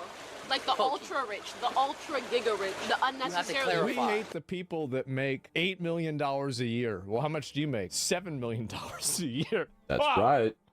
Oh, wait a minute. Yeah, guys, they just happen to be stepping down and restructuring, guys. Nothing to see here, of course. I just angrily tweeted and my staff's message saying that we need to restructure, but no, obviously, I'm not firing anyone, right? They just happen to be stepping down at the exact same time. Dude, she's actually like the most PR person ever. She's like that heartless person, stereotypical heartless person in... Yeah, this is the HRPR. HR who fired you, not giving a single shit about you. And it's like, oh, your mom's sick? You need this money to pay for your mom's medicine? Well, good luck with that. You will also not be receiving this month's paycheck, actually. Enjoy being broke. If you're a broke boy, just say so. Maybe you can sell one of your mom's organs, actually. Also, let it be perfectly clear. You're not fired. You're just stepping down on your own accord, all right? That is the official statement right there. Insane. Pokemon, no, they aren't getting fired. They stepped down. It just seems like they decided to have an epiphany right now. Yeah, it's probably like, if you don't step down, we're going to make your life a living hell. And we're going to not be nice to you, and your job's going to be much harder. So you might as well step down. Hate HR speak. People who use HR have no morals and want to use your own human empathy against you. I did actually study HR, guys. It wasn't actually this heartless, but maybe in the real world, seems like. PR Pokey really living up to her nickname. Ruthless businesswoman. Yeah, she literally had a reputation for this. Like, people used to call her that. Lying straight to your face fatigue. The old forcing them to quit technicality. You know, I heard somewhere that in Japan, right, they don't actually like fire you. They just stop inviting you to all the meetings and all the works and stuff, and then they expect you to quit out of embarrassment or something. Yeah, or boredom. They're like, straight up, they will keep you on and then give you tasks that you don't like or are very boring that have nothing to do with the job. And sometimes they'll just be like, okay, well, we're going to put your office in the broom closet, and that's where you're going to be working from now on. And they leave you in there and don't give you anything to do. But honestly, that sounds like the dream to me. Something like that. I don't know if that's actually true. If you live in Japan, just let me know. But it is true in some places. It's not like that everywhere. That would be actually kind of funny, kind of similar to this, you know? No, unnecessarily rich. You are unnecessarily rich. Also, I love the example Asmon gave was 7 million and 8 million. Pokey definitely has more money than that, bro. Like, it's the fact that even yeah, I think it's like 25 million is how much she has personally. I think I looked this up before. That sounds right. Don't hold me to that because I don't know. She got a lot of money though. She don't need to be talking about, oh, we need to eat the rich. Wildest examples, it's like undershooting it. We hate the rich. Brokies can't afford my overpriced cookies. Average friend of Hasan right here. Moving on to a... Can we go back to talking about Andrew Tate, please? I want Andrew Tate to be the worst drama. What the fuck happened, man? Veterinarian responding to the situation and analyzing what happened. A veterinarian did a Colorgate review. Credibility already ruined. It's the same reason as to why America... Kaya, please just fucking go. Just stop. Jesus Christ. What are you doing? You're being such a baby. So in this video, we see a famous influencer allegedly use a shock collar on his dog after laying there for about 4 hours as his backdrop. Okay, and for one, his credibility is already ruined because the first thing he did was lie about using a shock collar at all, as you can see here. You didn't even have that collar on to begin with. And the minute you lie, your credibility is gone. Everything you say from there on out, no one's gonna believe you. Then he admitted the dog was wearing the collar. It's the boy who cried wolf, and he keeps crying wolf over and over again. We're just like, bro, we know there's no wolf. And now the wolf is basically eating him and turning him into a lol cow.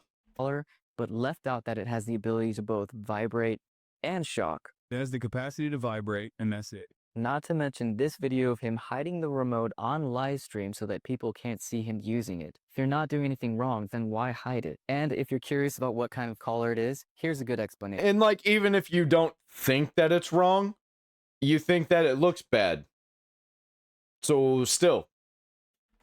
This is the exact shock collar Hasan used. It even has the black tape just like his. This is the mini educator made by eCollar Technologies. Go over here where the black tape is and peel that off, which is something he just added, by the way. There's little screws for prongs. And what you do is you take these prongs, and now it also has the ability to give stimulus or shock. And if you want his solid reasoning as to why he uses shock collar, here it is. Come over here to see what's up. She just wants to fucking... She wants to walk? Roam the house because she got to roam the house when I was gone. Yeah, so he didn't want a large breed dog getting up or moving around after it had been in the same spot for about 4 hours, assuming because she makes a pretty backdrop. My thoughts are is that it doesn't matter whether or not it was shock or vibration mode. This negative reinforcement or punishment causes enough stress and duress for the patient to yelp out loud and go back to its bed out of fear and... Yeah, I don't even mind negative reinforcement when it's light. When it's light negative reinforcement. Like... a pat and a no, which for me, I'd slap my dog to play with her, so a pat isn't really even anything. That's just kind of to get her attention so she can look at me and I tell her no. But usually she's a pretty good dog. I don't ever have to get onto her really, unless she's like trying to eat chicken shit or something. And then even then, it's hard to get her to stop. She's like, okay, I won't eat it there. Oh, more chicken shit. Mission. Even if no physical damage was done, thunder is harmless, but it can cause enough fear and stress for a pet to jump out of the window, cut itself, get hurt, or never be seen again. The point is, he was inappropriately punishing her for a normal dog behavior. The purpose of negative reinforcement... My dog is too scared to do any of that because she doesn't want to leave my side. That's the kind of energy that you should be having with your dog. Or punishment is so that you immediately use it so that you can prevent an inappropriate behavior from your pet. Kaya had been laying down for several hours, and anybody would know after laying down for that long, blood supply decreases to that area of your body, joints tend to hurt more, so she needs to get up and move around, let alone just have some behavioral enrichment. So yes, this is animal abuse because Kaya is being punished only for moving around and her needs are being neglected. Well, there you have it. Even the veterinarian thinks that it's animal She mistreatment. goes to the park and walks in the mornings, though. I bet he doesn't do it. Here, Hasan obviously immediately going to see this and call him a far-right MAGA grifter Nazi, obviously. Agent of Israel, member of Mossad right here, obviously. I mean, we've had like 500 different confirmations, so many lies coming from Hasan and his orbiters, and at this point, if you still defend Hasan, you are truly lost, okay? You are in a cult, you are completely devoid of rational thinking, and your only hope is to subscribe to Pegasus, okay? Maybe, if you watch enough episodes, we can grow back some of those lost brain cells. We will have to decide whether watching Hasan outweighs the claims of past actions. He's one of the loudest voices against the ongoing genocide. While fighting growing authoritarianism with quickly diminishing social conditions, some millionaires might not tune in. Not shocking. No, it is very shocking. 50 replies is diabolical. Funny how people just throw out their morals when it's someone they agree with. I listen to all viewpoints. I have no loyalty to any particular person. Dude, I keep hearing this from people who keep glazing and defending Hasan. Like, miss me with that shit, bro. Oh my god. And like, I'm not gonna believe somebody who watches Hasan Piker unironically, you know, who's actually a fan of him, because you're a liar. You're a degenerate. You're a terrorist supporting freak. Moving on to Ultimate Gooning Lord, Dan Clancy, Oh, being God. confronted by a veteran for not Yep. banning Hasan and his orbiters. American Dad Live asked Dan Clancy questions about Twitch's moderation concerning veterans. I actually followed him on X because he's on X and very based. Also, reminder, Froggen, Hasan's former head moderator, said that American veterans deserve PTSD. I will never have any fucking pity for any fucking soldiers. U.S. military?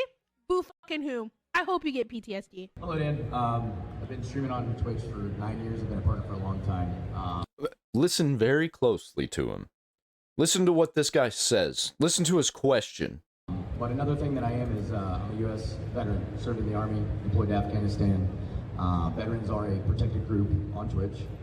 So I was just wondering, I've heard comments about the United States deserve 9/11, PTSD, veterans deserve that. When are we going to start holding other streamers accountable for stuff like that, regardless of social status? Yeah. First of all, thank you for your service. Thank you for the question.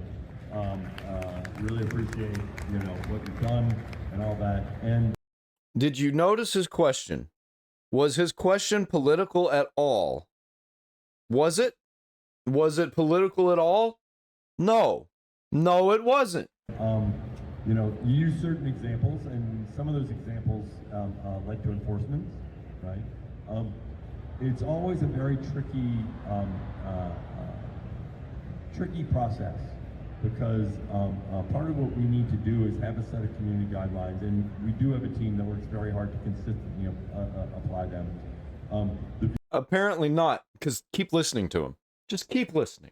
Views of individuals aren't necessarily the views of our platform. We're at a time where people sometimes can talk in hyperbole, right?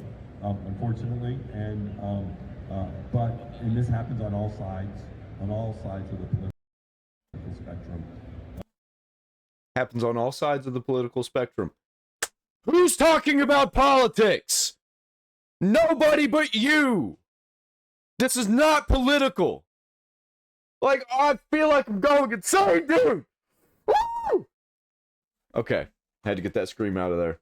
And so that's something that we have our guidelines. We apply them consistently. I understand you may disagree with. Yes, I already know that somebody in the comments is gonna be like, "Well, you're raging and crying just then." I'm like, he literally was just talking about hyperbole. Like, get the fuck out of here, you dishonest freak. Some of those decisions, right? And I always say one of the nice things about Twitch is it's a platform where if you disagree with the views of somebody, it's not appearing in your feed, it's not appearing in what you're doing, it has nothing to do. What about calling for violence? You can ban somebody for calling a fat whore bitch fat, and a whore, just a regular whore, a whore, and a bitch, but when it's somebody that's calling for political violence, you don't do anything about that. Get the fuck out of here with that dishonest PR, HR bullshit, leftist woke garbage. With your experience, and that's not necessarily true with short form content. Sure. There's all sorts of stuff that appears in my feed, and so part of this is trying to. Yeah, all sorts of stuff. It's probably like there's tits, there's ass, and that's probably about it. Make sure you can find what is the right experience for you on Twitch, both as a streamer and also as a community. Thank you for answering. Yes, Dan Clancy's response. Brother, get the dick out of your mouth. Holy shit. You would probably speak a little bit better. Tricky process, he says. Yeah, it's gonna be tricky when you're busy gooning to Hasan 24. It's not really that tricky when you know exactly what he's talking about and who he's talking about. And you know that Hasan calls for violence. You know it. You don't care because you like it. And I think maybe there's some funny money involved and also some sexual degeneracy, some passing around of whores. I love saying shit like that because I think it's true. And also, good luck banning me on Twitch because I will never be on that garbage, disgusting, degenerate platform that supports terrorism 7. It's obviously going to be hard to press the ban button, to locate the ban button if you have one hand vigorously doing something else on the side, right? It's obviously going to be a little tricky, but honestly, what is this guy on about? If someone... Yeah, he's got Valkyrie on one monitor and Hasan Piker on the other, and he just... violates the TOS that you have put there, how about you enforce it? You absolute blundering moron. This guy actually is starting to piss me off, bro. Yeah, actually, he can be sued. Twitch can be sued for not applying TOS equally to everybody. He's literally asking you how to enforce his own TOS. Maybe use the words on the paper and apply them in your moderation, moron. Train your staff to apply them. By the way, wearing the Roblox shirt for this is diabolical. Dude, everybody says that. So he said, we have a team that works hard to consistently apply the guidelines. Are you not ashamed of being a total bold-faced, big fat liar? You are putting people in danger actively. Yeah, he's a sexual degenerate corporate freak, just like literally everybody who is the CEO of a corporation. Every corporation, by the way, every single one. Even Elon Musk, he is a sexual degenerate freak, and I do not like him. And guess what? Trump is too. What? The longer you are CEO, it's actually disgusting. So when Hasan says, K. Rick Scott, right, murder these mother flippers, those are violent threats, right? And even a bunch of Hasan orbiters who have done similar things, you haven't banned them. You haven't actually taken appropriate action against them. You haven't banned Hasan longer than a week. It's actually insane. You wait for his day off and then give him a 24-hour ban. For reference, calling someone fat gets you banned for 2 weeks on this platform. It is just absolutely infuriating. Also, I just love the immediate, it's all sides of politics, guys. It's not just Hasan, guys. Don't focus on Hasan. It's all sides. Sure, whatever. Just apply the rules equally, which you don't because of your stupid politics. Attacking veterans is okay by Dan Clancy, but calling someone fat gets you a 2-week ban, gotcha. No, it's even more ridiculous. Yep, say his name. Tectone got banned for 2 weeks for calling a fat bitch fat and a whore. Ridiculous. Because if you actually... He was banned in total 30 days for words, for insults that were not calls for violence. do the test for violating TOS on Twitch, right? For you to understand what you violated. One of the things they tell you is that veterans are a protected group, right? Tectone actually showed this in his video before. The unfortunate real answer is that he agrees with those sentiments. Indiana Goons want so desperately to be young that he will promote whatever he perceives to be cool so that he can pretend he's an old nonsense person running a platform for... Yeah, pretend, definitely, but he's pretending so hard that he actually believes it.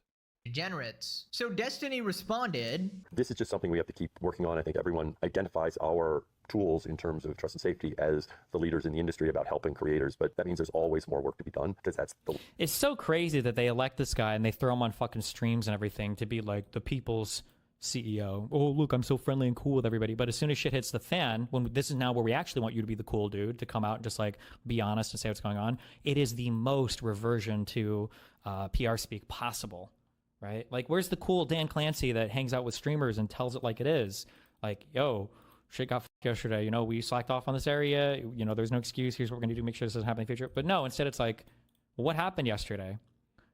Twitch takes... Yep, it was Zimmer's fault. Take seriously the safety of our largest content creators in a dynamic environment where there are thousands of fans that are moving in and out of a highly volatile area at every point in time. Sometimes, unfortunately, events can happen that are beyond our control. We're going to be making sure that we amp up security in every way possible. We want to do everything we can to keep our creators safe.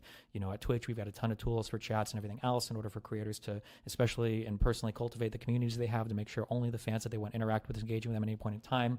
And we want to be doubly sure that that is the case for live events. We'd be like, it's like, oh, what the fuck are you even saying, bro? Hello? What the fuck? Okay, so ignoring the glaring hypocrisy coming from this guy who also threatens people's lives, threatens his son's lives, and all conservatives as well. But also, he's not the CEO of Twitch, so like, it's a little, you know, the weight is different.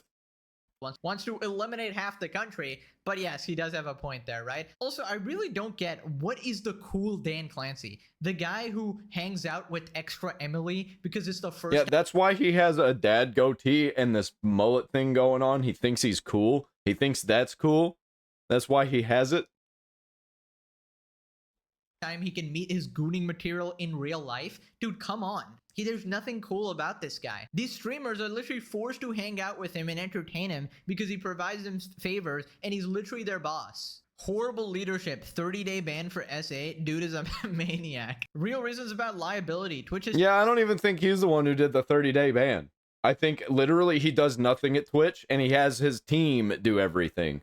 I think all he does is party and hang out with people and do the PR speak whenever the CEO has to speak. To be trying and fail rather than admitting to doing something wrong as it avoids civil liability from being negligent. But it's not a good strategy to just pretend none of this shit happened. Like, it's not going to work. If Taylor Lorenz is talking, she is lying. If she's interviewing someone, they're also lying. It might not work for us, but it might be just good enough for Amazon. So I don't fucking know, man. I honestly don't think anything's gonna happen again because nothing ever happens. Nothing ever happens. Nothing ever happens. Say it all the time. Everybody says it. Everybody in my space says it. Nothing ever happens, man. That's actually pretty accurate. Interview with Taylor, the #1 Hasan orbiter. She's literally a disgraced journalist. How are they giving her any of this? Like, I just don't understand. Because she is a Hasan Glazer. She's in that space with them. She's in that cult. So they get her because she's the journalist of the cult. If you glaze Hasan, you're just given a career, it seems like. Moving on to Destiny, talking about... Fuck, maybe I need to turn around. Maybe I need to start glazing Hasan so I'll actually get views. About people threatening his... I don't really care. I'd like to have views, but I don't care. I'm not gonna lie. I'm not gonna change the way I think and the way I talk in order to get views. I'm just gonna change the way I make videos. That's it. His life, particularly Hasan orbiters, reacts to violent threats against him by Twitch streamers, including about TwitchCon. Weren't there 3 different Twitch streamers that said that they would attack me at TwitchCon? Holy shit, guys. If you live in Florida, I have an opportunity for you. If you want to earn $100,000, let me know. None of them got banned for this, by the way. I mean, listen. All I'm saying is on site, you know, we all have different ways that we react. You know, so I would like him to come to TwitchCon and we'll see what happens. That's a direct reference to TwitchCon. Like, that's just... I have enough. I could afford all the lawyers. That's just crazy. Hey, the guy who said it was on site at TwitchCon if he saw Destiny. I dealt with kids like this all the time at high school. I fucking love Tom Dark. He's one of my favorite, or Turkey Tom, whatever you want to call him. Or just Tom. What if I want the satisfaction? I'm not saying it's on site if I see Destiny at TwitchCon again. I'm just saying, you know, it probably wouldn't be on site. Honestly, I probably wouldn't notice him while I'm tripping over him because he's so fucking short. Like, I feel like in a sane world, you would either get permabanned or 30-dayed.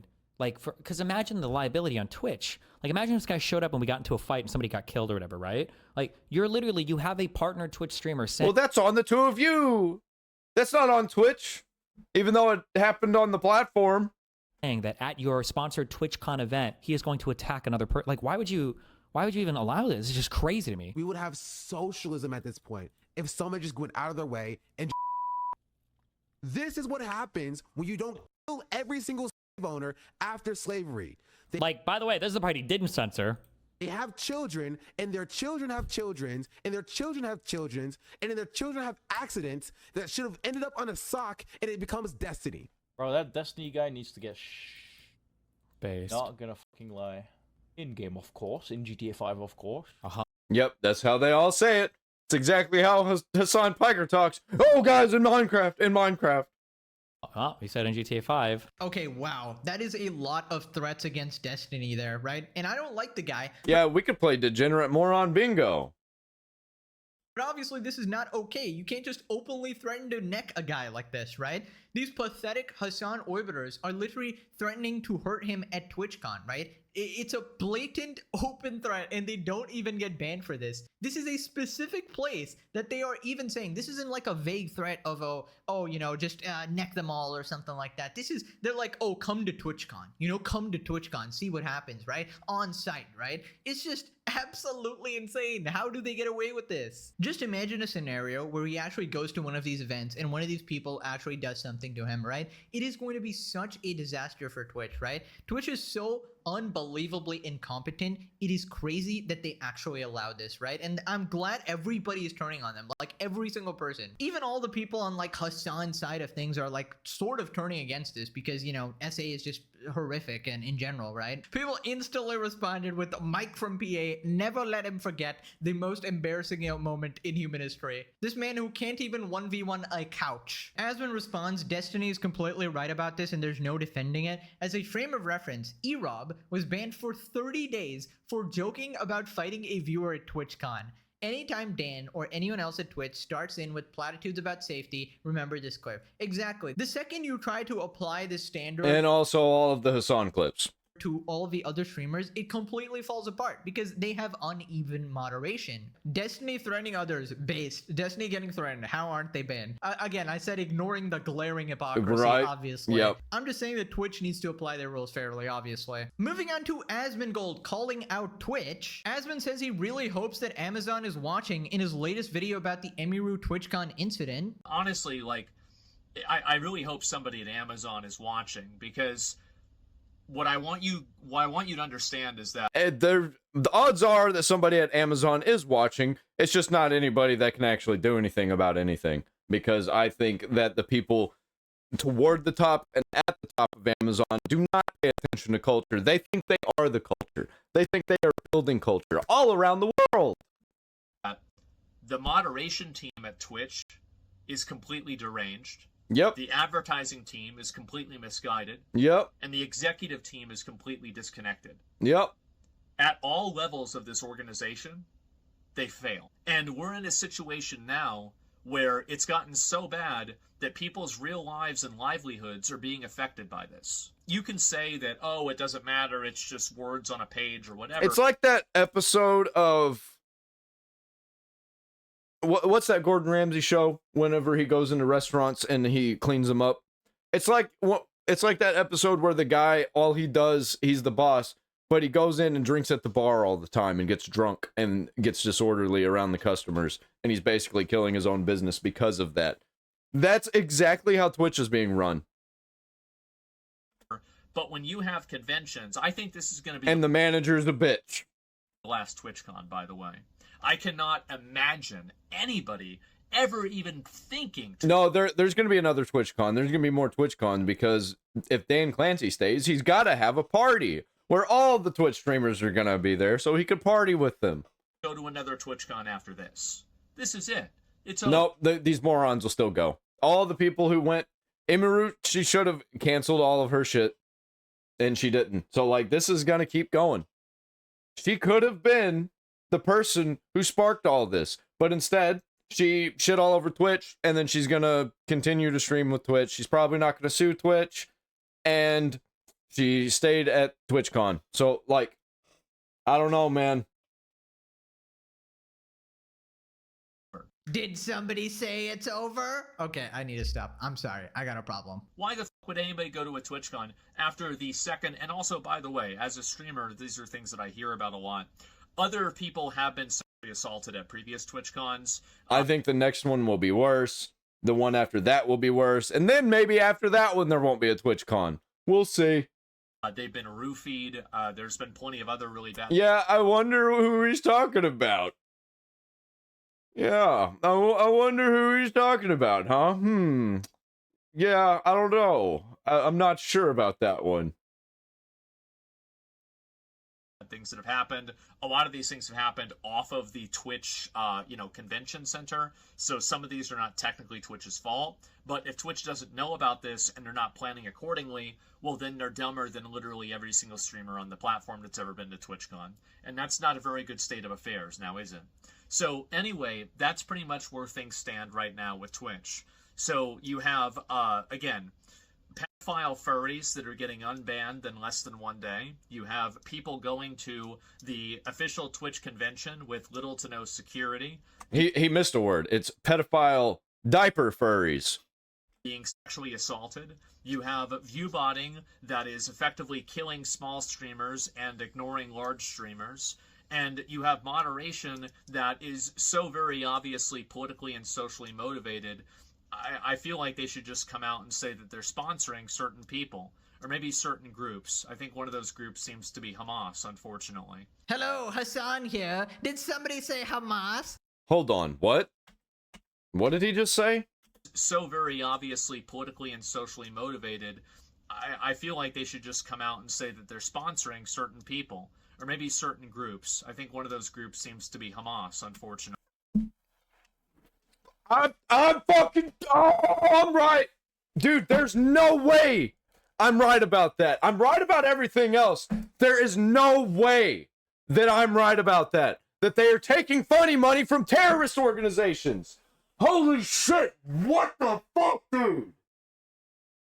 Hello, Hasan here. Did somebody say Hamas? I love those guys. Big fan, actually. Maybe I'll just go to Gaza and get an autograph. Oh, wait, I'm too scared. Whoopsie doopsie. But I did buy my... Antifa's just an idea, guys. Even though Antifa's being funded by international cartels and corporations. And I wonder who they're funding. I wonder. My favorite flag today, Hezbollah. Lovely. Hasan out. Okay, now I'm just getting possessed by everyone, guys. I can't handle it. I need to take my meds or something. Anyways, I hope Amazon does something besides sending me my packages like 2 weeks late. Here he talks about Twitch's ad problem. The advertising situation with Twitch is that you get ads. You have some streams that, like, this is an hour long per stream, right? And for every hour, it's 8 minutes of ads. This is insane. It's, I mean, like, by next year, we're probably going to be at the level of network or cable television. So, and that's not even to count sponsors and other things like this. Twitch has constantly been behind in terms of technological advancements. They've decided to lock... Yeah, because the CEO decides to go party instead of run his fucking convention. The, you know, renowned feature of being able to, believe this, rewind a stream. They've decided to paywall the ability to rewind a stream without any sort of problems or having to go back to the VOD. So that's the way that they think. Yeah, they think they're the big shit, that they can do anything and it's fine.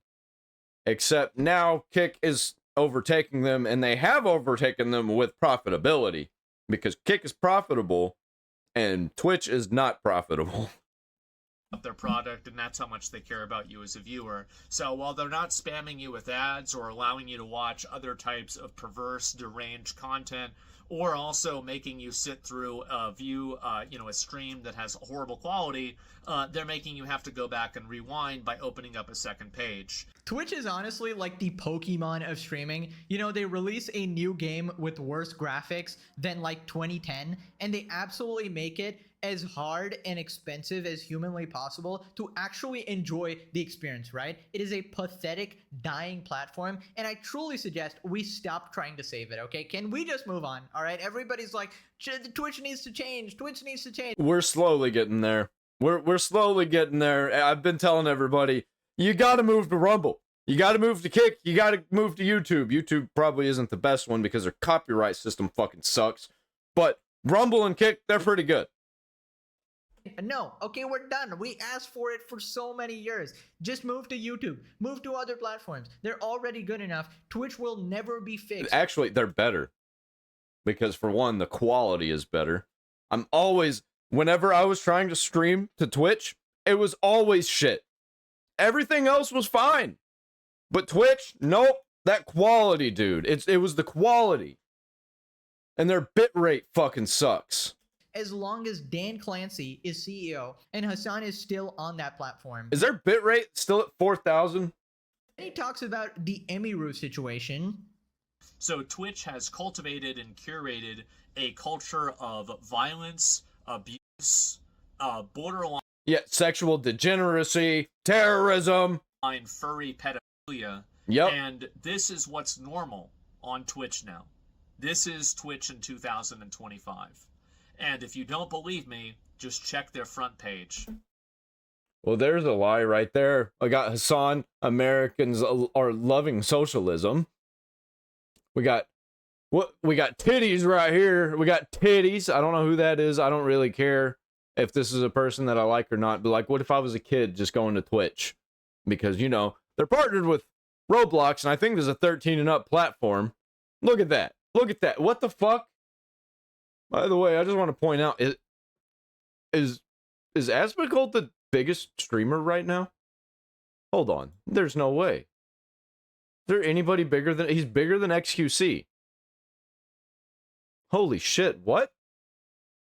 When did this happen? Like, I'm looking over here, like, he's definitely bigger than Hasan. But also, he's got YouTube, and he's got Kick. That's crazy that he's on Kick, and that he's still got this on Twitch. That's insane. And the truth is that whenever Amaru, this is the streamer who was assaulted yesterday, whenever her security guard that she had, and this was her personal security guard that she has to pay a lot of money for, because of Twitch, of course, Twitch can't take care of their own people, the security guard that protected Amaru was banned from TwitchCon for a longer period of time than the streamer who sexually assaulted Amaru, who was only originally banned for 30 days. And the only reason why it wasn't longer, why that didn't happen, and, you know, they didn't get unbanned, is because Amaru's manager pressed it extremely hard and ended up getting this person banned, and also the video came out. The original idea was they were going to be banned for 30 days. That is so insane, it almost sounds like a joke. The freaking bodyguard who protected her was banned longer than the guy who essayed her. You actually cannot make this shit up. Only on Twitch, ladies and gentlemen. A 30-day ban for committing SA isn't a punishment, it's a microtransaction. That's actually insane. Twitch's response, happy birthday, dear us all. Happy birthday! Now Nope. quit this video or you gotta sit in That shit's place copyrighted. for 500 hours. That shit's copyrighted the shit, man. I know people are paying tens of millions of dollars because of that song. No, thank you. I'm not taking no chances.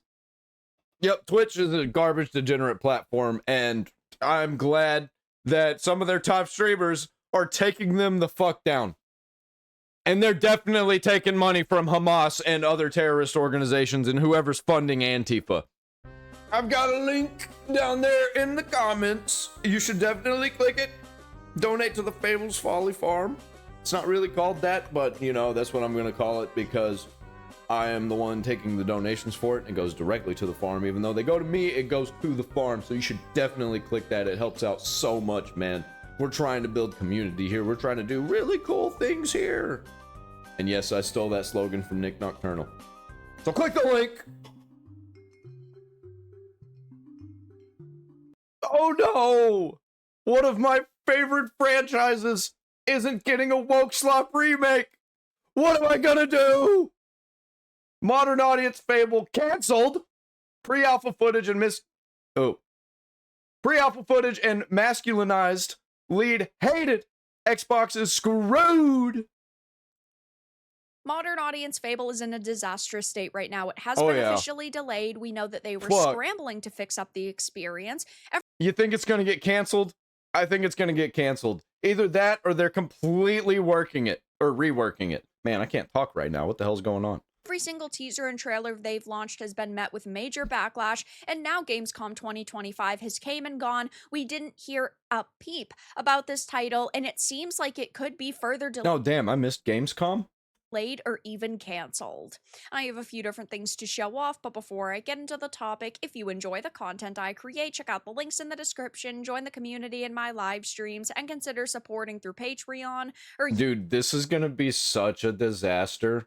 YouTube memberships. Now, we heard only a few months ago that everything we saw with Perfect Dark's remake was a complete and utter lie, that basically the developers created a trailer and it didn't reflect the state that the game was actually in, and that's why. Yeah, and we've been complaining about this for a very, very long time, and it keeps happening and keeps getting worse. It's like they create a movie in Unreal Engine, and then they are trying to create a game that matches that movie that they created, and it just doesn't work.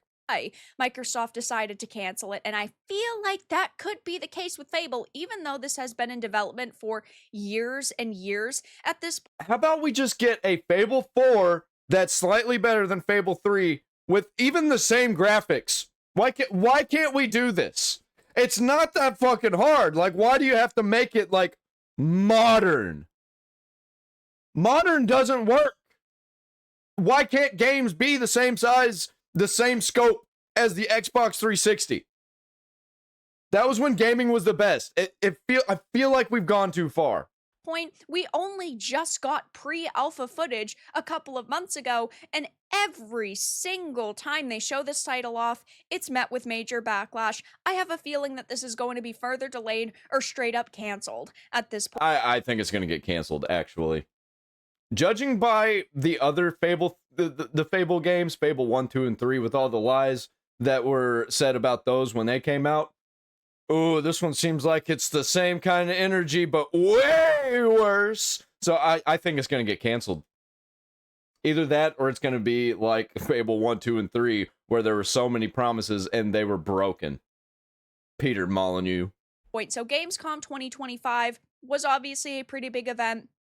Gamescom is usually pretty large, though, and you would think this would be the perfect opportunity for them to highlight how the development is going and how confident they're feeling in this experience, but they didn't mention it at all. Yeah, probably because they know anything that they brought to the table, if they tried to show confidence, we would immediately smell bullshit Whatsoever. So, it says Fable is one of Xbox's biggest upcoming games, originally announced with a 2025 release window. However, due to unfortunate circumstances, the title was delayed and it no longer has a confirmed launch date. So it's not even like they pushed it off by 6 months or a year.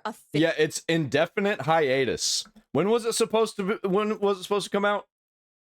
Oh, it was supposed to come out in 2025. Well, here we are, like at the end of October. And nothing. There's nothing. All right. Officially, we originally thought when they delayed it that maybe it would release in 2026. It seems that it's going to be much farther down the line, though. I mean, if they are only showing off pre-alpha footage now, and they don't want to talk about it, that's a major red flag. Since then, fans have heard little to nothing about the project, and let's go with the Bethesda energy, where they just are like, hey, game releases in a week. I want that. Let's do that. the silence has started to spark concern within the community. That concern has only grown after Xbox revealed its lineup for Gamescom, with Fable noticeably absent from the list. This omission could hint at yet another delay. Now, I know we initially were kind of wrecking this game over its masculinized lead and the fact that they weren't going to be allowing you to choose your protagonist, and it seemed that they were just dumbing it down to be like— Yeah, I was really looking forward to saying that I'm a fan of the old Fable games, and this is garbage, and then for people to be like, well, you weren't really a fan of the old Fable games if you don't like this game. Dude, I hate it whenever people do that. That's the energy that's going on right now with Pokemon. They're like, well, you aren't really a fan of Pokemon if you didn't like this game or the last ones. What, you didn't like the Let's Go Pokemon games on the Switch? Fuck no, I didn't. I haven't liked a Pokemon game since I think the last one I played was either Black and White 2 or X and Y. I don't remember which one what came out last. But I played both of those. I just don't remember. A standard Western RPG that they were actually taking away a lot. Or was it? No, it wasn't Sun and Moon. I didn't play Sun and Moon. A lot of features from other Fable games, but I feel like that's even the— Or I didn't play Shield and Sword. I didn't play really any of the new shit. least of our concerns at this point, because I'm not convinced that this game is going to even launch at this point. It says it's been a long time since Microsoft shared anything official about Fable, and the lack of updates is worrying. I didn't ever really see a whole lot of positivity surrounding this. Sure, there are a couple of threads on social media that have blown up that were supposed to be more positive, but every single piece of positivity is typically met with a critic and met with a little bit more negativity. I mean, if we go on over to the IGN trailer upload 5 months ago, it's at 775,000 views. Not great for an account with nearly 20 million subscribers, but it is being positively ratioed. 16,000 likes, but there's 12,000 dislikes, and every single comment is basically— Dude, that is not enough likes. Like, this should be one of the biggest games. This should be one of the most talked about games. criticizing it or being worried about it. And if you even go to the trailer that came out more than a year ago at the Xbox Game Showcase 2024, this one is being negatively ratioed, 1.2 million views, 19,000 likes to 34. Still not enough views, still not enough likes and dislikes for how big this game should be. 1,000 dislikes, and the comments are extremely similar. I hope I can choose to play as a white heterosexual male who is very toxically muscular and handsome. Y'all, let me check something. Yeah, this is similar to Expedition 33 type views, and that was basically a B game. That's a AA game. A AAA massive game is getting the same views that Expedition 33 did on its trailers. What the fuck is happening? y'all really got to make sure Fable 4 has that Fable 1 feel. The lost chapters made you feel like you were actually in the world, like you were living in a dark, magical fairy tale. The music was a huge part of that, and everything just felt alive. Fable 2 and 3 were cool, but they didn't hit the same. They felt more limited, less free. I disagree, because I like Fable 2 and 3 a lot. I think that I liked them more than Fable 1. I don't remember, actually, because I was quite a bit younger when I played the first Fable. Fable 1 had soul, and this game needs that. I like Fable, but I am deeply concerned that this might end up the same way as the Saints Row reboot, and I don't think it's going to be that bad. I think there's just going to be some stuff that is major flaws. The whole entire game was flawed with Saints Row. Definitely agree. I'd like to stay optimistic, but whenever we see bad piece of news after bad piece of news and just really bad gameplay teasers and trailers and really not a lot of solid information, and we see delays, it really just paints a very grim picture regarding the title. And yeah, it really seemed like they built a world around an agenda. I've liked Fable in the past. It's never been my favorite franchise by any means, but I would... It's one of my favorite franchises. I fucking love Fable 1, 2, and 3. But it's been so long since I played Fable 1. I know I loved it, but I really, really loved 2 and 3. I got 3 when it came out. I went to the launch of that game. And I played it not too long ago and beat it. I didn't play the DLC, though. Definitely play this, and I would definitely give it a shot. Maybe this will come out. I did play the DLC when it came out. I mean, when I played it last, in like 2021 or something. I didn't play the DLC. And be really good, but it just doesn't scream Fable to me. I feel like they could have just slapped a brand new title on this, and people would accept it as a new project. It doesn't have that flair and that pizzazz. It doesn't look like it's got a lot of soul. It just seems like another... It was like simultaneously too pretty and not ugly enough at the same time. Because let me tell you, the characters in the old Fable games, they were ugly, but ugly in a charming way on purpose, because it was like a cartoonishly British game. Corporate reboot, because they were like, well, we need to make some money after the past 5 failures that have lost us $2 billion, so let's barrel forward with this plan. And of course, one of the big criticisms people have had is about the lead character, which I just don't understand why they thought Yeah, it's ugly in the wrong way. This is the type of character people would want to play as. Like, look at that. Look at how these characters are ugly, but in a funny way. It's like they're trying to portray these ugly characters in the new Fable as pretty. And that's not at all, like, what are we doing here?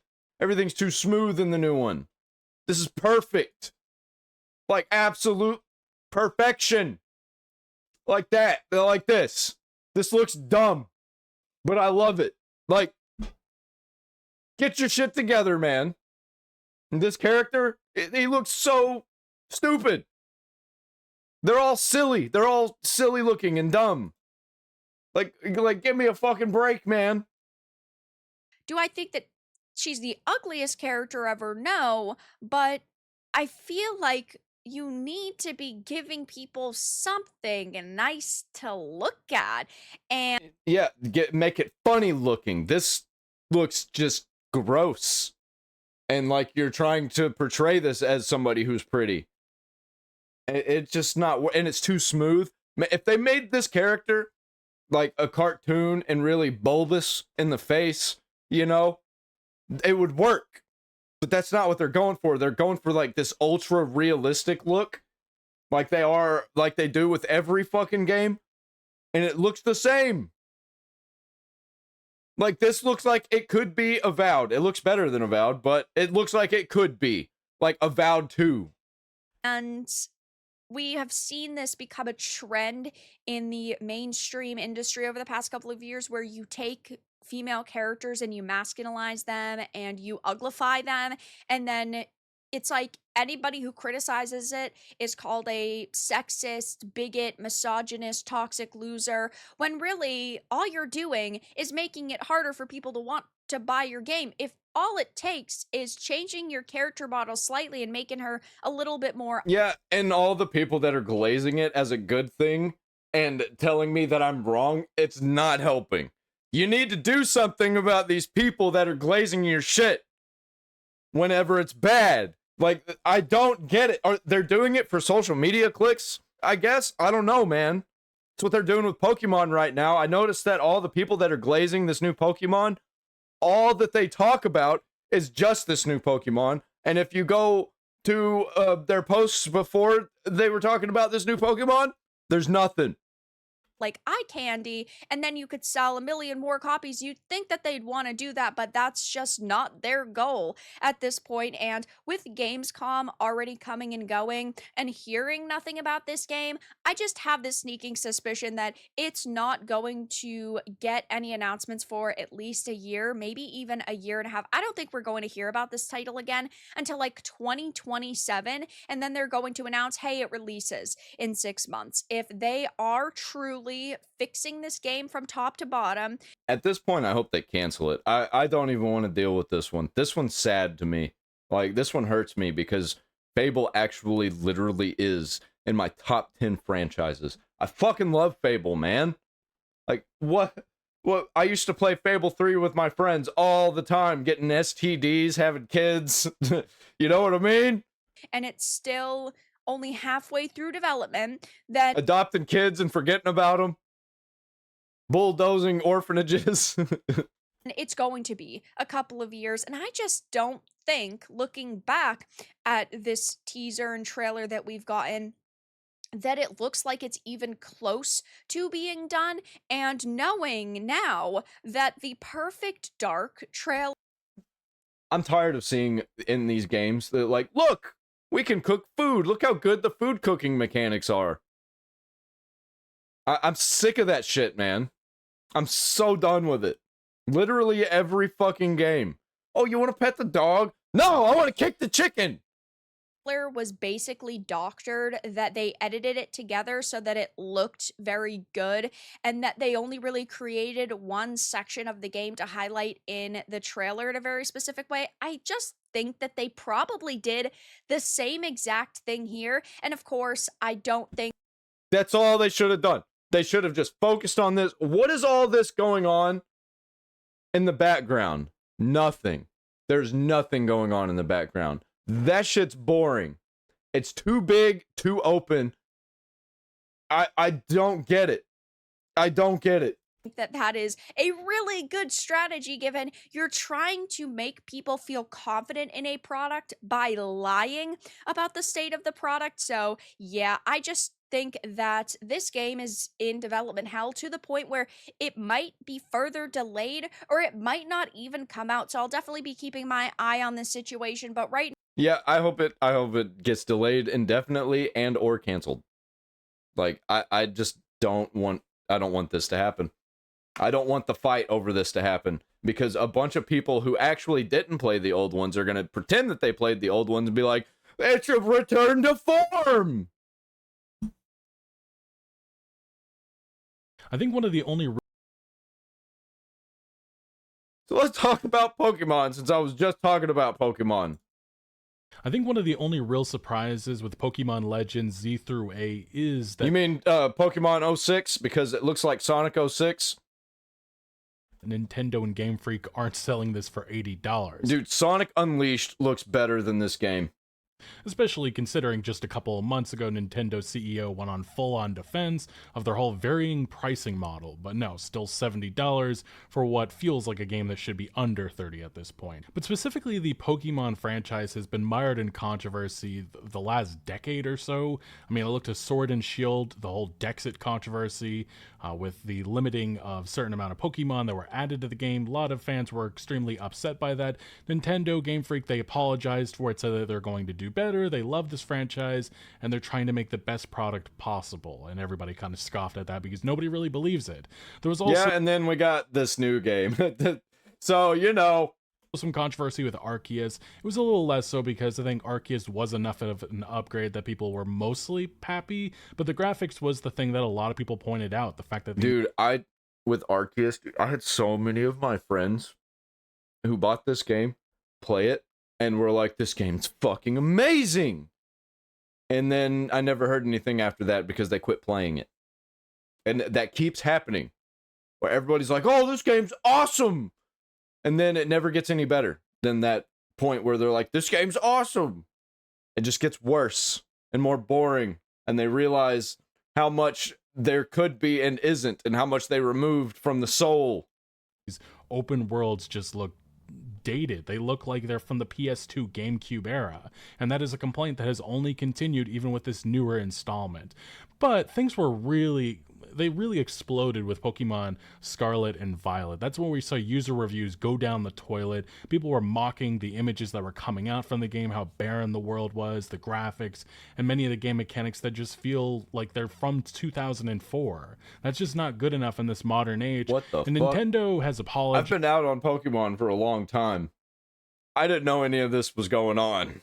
Guys, that was one thing that they did with Scarlet and Violet. They apologized for the performance issues and the graphical bugs that people were running into.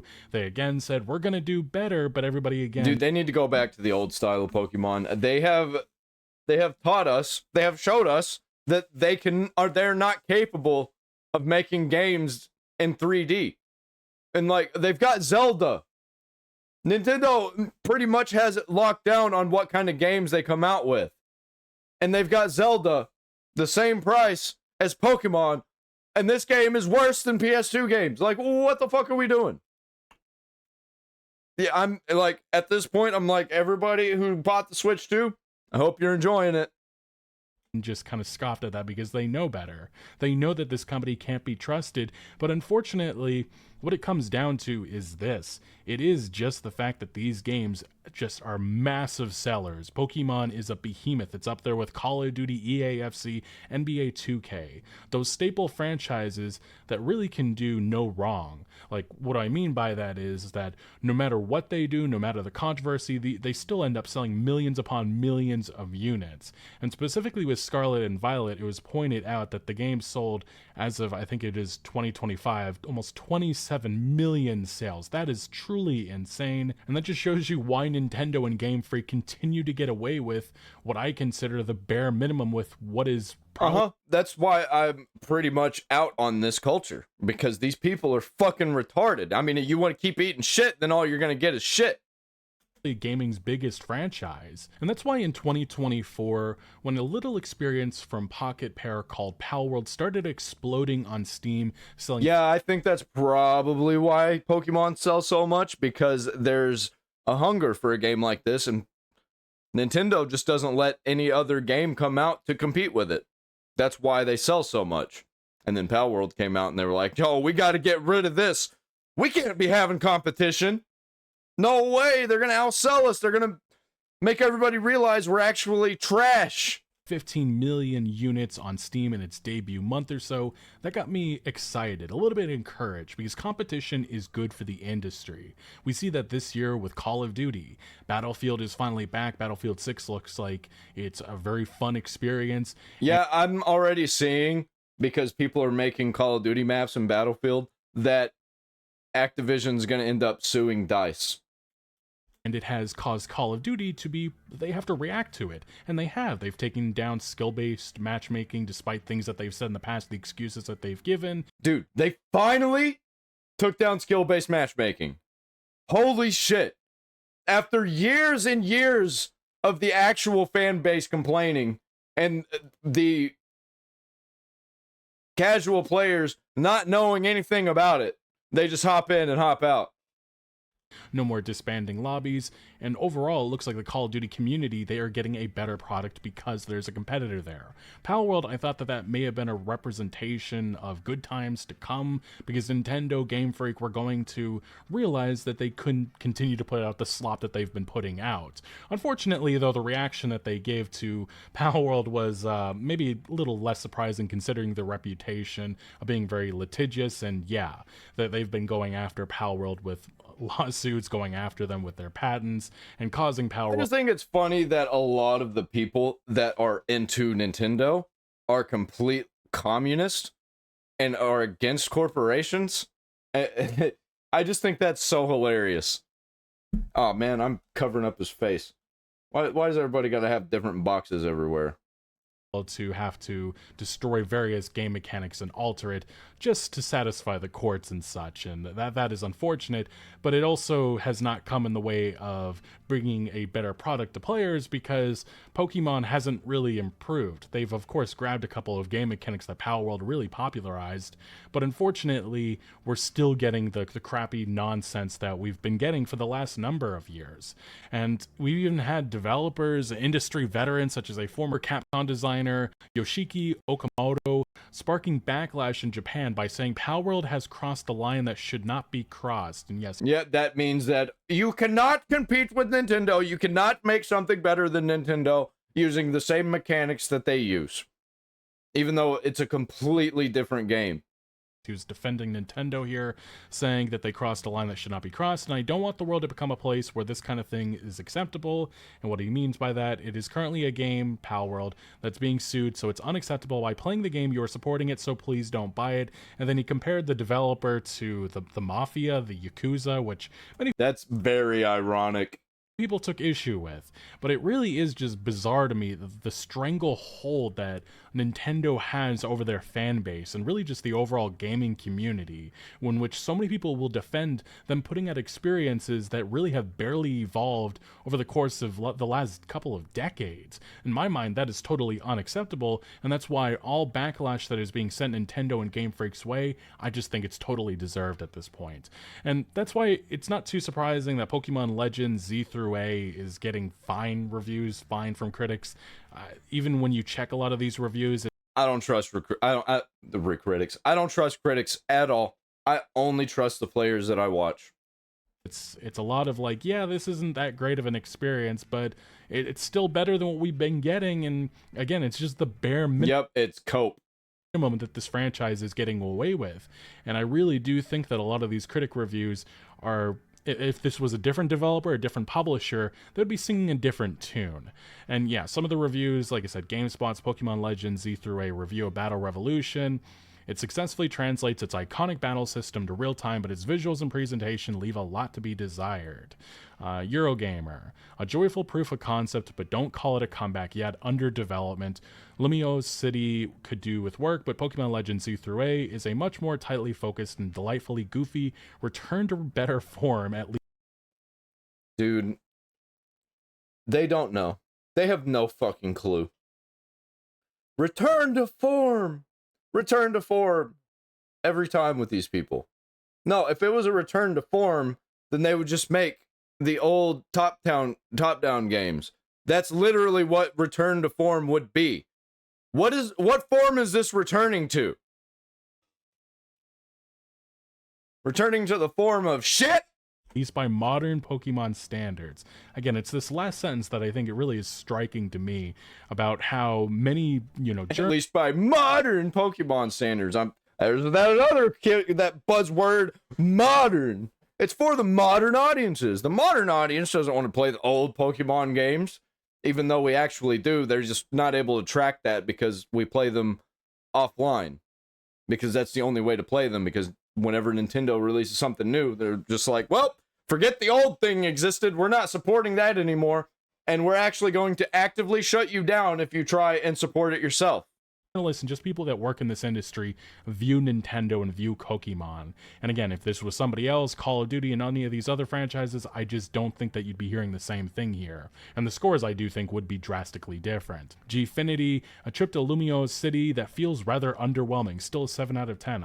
I find this totally bizarre with the many criticisms that are constantly brought up within these pieces, in which it almost feels like they're scared to give Nintendo worse review scores. Gene Park, shout out to him, he was probably one because then Nintendo wouldn't give them free stuff. The most critical. He said Lumio's City is too much of a flat wallpaper for me to enjoy. And he goes on to bring up, he actually has screenshots saying, I took on my review, I can't stand looking at the same window textures across the one location in the whole game. Pokemon is supposed to be a grand adventure, not a closed loop of flat visual design, and yes, still really, really fun gameplay.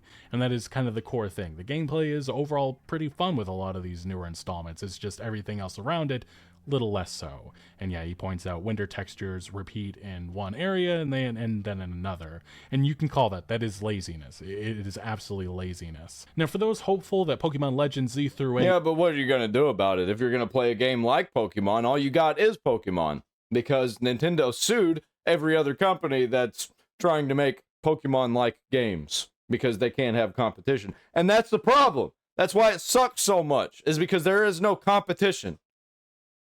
Isn't going to be a massive seller, this controversy, this outrage is going to contribute to lower sales. Well, so far they're not as hot as they've been before. The UK charts show this, as sales are almost 50-50 across Switch and Switch 2. Launch sales 50% lower than Arceus, and that's rather interesting.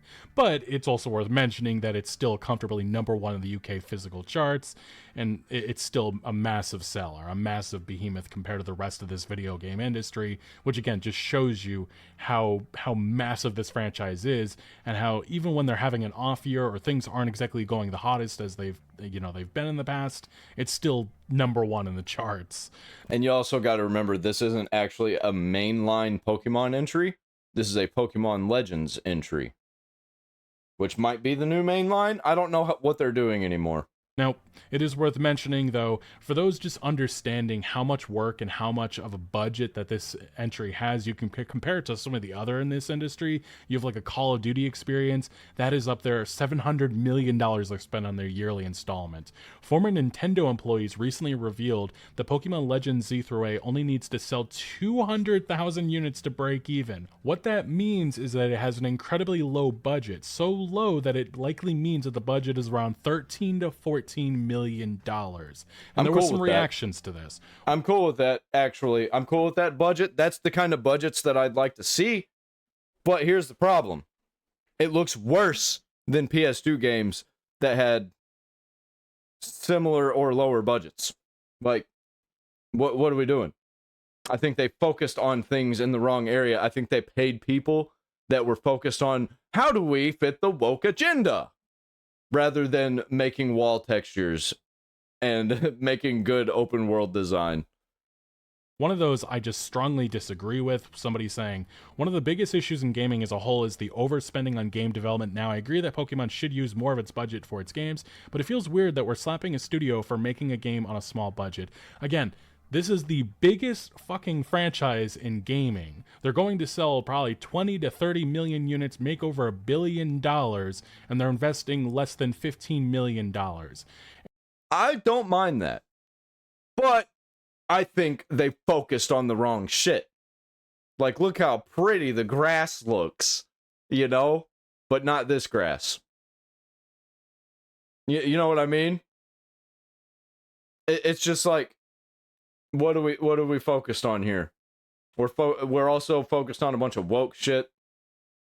And the product isn't obviously, it's not a 10 out of 10. It really is bare minimum. I'm not a big graphics guy. I don't really care about stuff like that. But the open world, the environmental design. Yeah, Pokemon at its best is a 7 out of 10. So this is definitely not a 7 out of 10. Of these games is so lacking that I genuinely think it is that they want to deliver the bare minimum. And they won't. I like the interior. The interior looks kind of nice. Consider going, but still, like, why did they focus so heavily on it? That they want to deliver the bare minimum. Like, they focused a lot on the interior, actually. I don't get it. And they won't consider going, improving or upgrading until they actually see a massive dip in sales.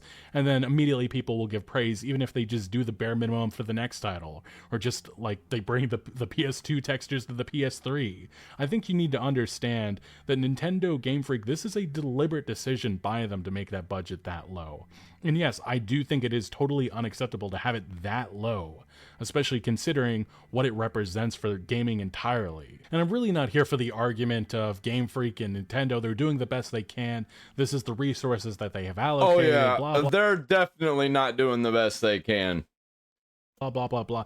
We've seen, just based a couple of months ago, evidence of what they can produce when they actually care. And that was Beast of Reincarnation, shown at the Xbox Game Showcase. And you know what? The one thing that many people were praising? The action, the design, the overall environments. It looked beautiful, and Pokemon fans were wondering... Yeah, they could have taken 10% of that and made a cool Pokemon. Or even, like, why couldn't they just go all out and make the most well, I can tell you actually why they can't make the most badass Pokemon game ever, because where do they go from there? Like like corporations, they can't exactly do that because they have to meet the expectations of investors. And it's just like what Hideo Kojima said whenever he was making Death Stranding. If it was too fun, you got to take it out. You can't have stuff that's too fun, because where are you going to go in the next one?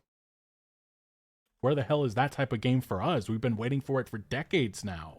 And yeah, PC Gamer, Game Freak reminds us that it can be, well, it is more than Pokemon with Beast of Reincarnation, a one-person, one-dog action RPG about fighting robots and corrupted beasts in post-apocalyptic Japan. And this just brings us to what's happening with Pokemon Legends Z through A right now. Even the Switch 2 can't make Pokemon look good. Yeah, if they would have even, like, gotten away from the 3D style and made it hand-drawn or retro style, cel-shaded even, this probably would have gone over so much better. I think a lot of it is the characters and the design of the world. That's pretty much what I'm hearing. And also, some parts, especially the beginning, just aren't fun. It doesn't make sense for open world for you to not be able to make choices and be in an open world in an RPG. And when it did give you a choice, it was like, here's your choices, yes, and other yes. As fans compare Legend Z through A to a PS2 game. Again, those complaints that were happening with Sword and Shield and other entries over the years, it has continued with this new entry that is just released. And these are some of the videos that are going viral right now. This is one on TikTok in which, look, it's a graphical mess. There's those technical issues. Yeah, it's worse than PS2. Because I've been playing a lot of PS2 games. They don't do this. Bro, Ratchet and Clank, up your arsenal. I'll even say the newest one on the PS2 besides Deadlock, but I'm gonna say the main line, Ratchet and Clank, up your arsenal, looks better than this game. What are we doing here? It runs better. It's better optimized. What the fuck is going on? Issues that, Nintendo apologized for years ago, but unfortunately they still continue. And this is a $70 premium experience that people are because it's corporate slop paying for. And here we have another video. Okay. In a game based wholly in a city, you have to make the city feel good. And I'm like, my immersion is being killed when I'm walking through Again, with this video, it brings up a point. Immersion and a big city. It's not just about the graphics. It's about making it feeling, living, real. Yeah, what they should have done is had it mostly outside the city and let you go into portions of the city instead of the entire city being the scape. Because I think there's too much in the city for them to actually focus on making it look good. They can do that with the other things that surround the environments. Yeah. But Nintendo Game Freak, they don't want to do that because that requires more time, more work. and there's two people sat right here. Like, are they a cafe? I don't even know, because this is a PNG window that I can't even... Yeah, this is one of the games that, like, made Nintendo, Like, they were pretty big, but when Pokemon came out, that was astronomical, dude. See through, you know what I mean? And this is just the state of these experiences here in 2025, unfortunately. And people continue to eat this stuff up. And there's other videos. Here's another one. This will be $70 plus tip plus... I'm not seeing any normal people eat it up. I'm sure that there are some, but I don't even think my friends have played this one. I think they were out on it. Most of the ones that I was talking about playing the last one, like Legends Arceus, and were like, this game's great, and then didn't continue playing it. They didn't even get the Switch 2. Like, I don't even think they're playing a Switch. I think they're just moved back over to Xbox and PlayStation. It's taxed, and yeah, here's a video of it. This is the experience people are. Yep, it's going to sell 20-30 million units, and look, it's barely functional. Oh my. Yep. Oh. And then there's the glitches and stuff that these games have become notorious for, that they apologized for years ago. And there's many... Yeah, we can't have games just come out and work anymore. More criticisms, more complaints. Yeah, that's why I play old games, because they just fucking work. This is another massive one. They won't even hire voice acting for these games. My God, how cheap. No. Don't even bring that one up. I do not want voice acting, because they do everything shit. That's just one more thing, man. It's gotten. This is an actual. It's supposed to be like a band, I guess, playing. They didn't even hire anybody to sing a song or anything. Okay, that's a little ridiculous. If you're gonna have somebody singing, have them sing. That one's weird to me.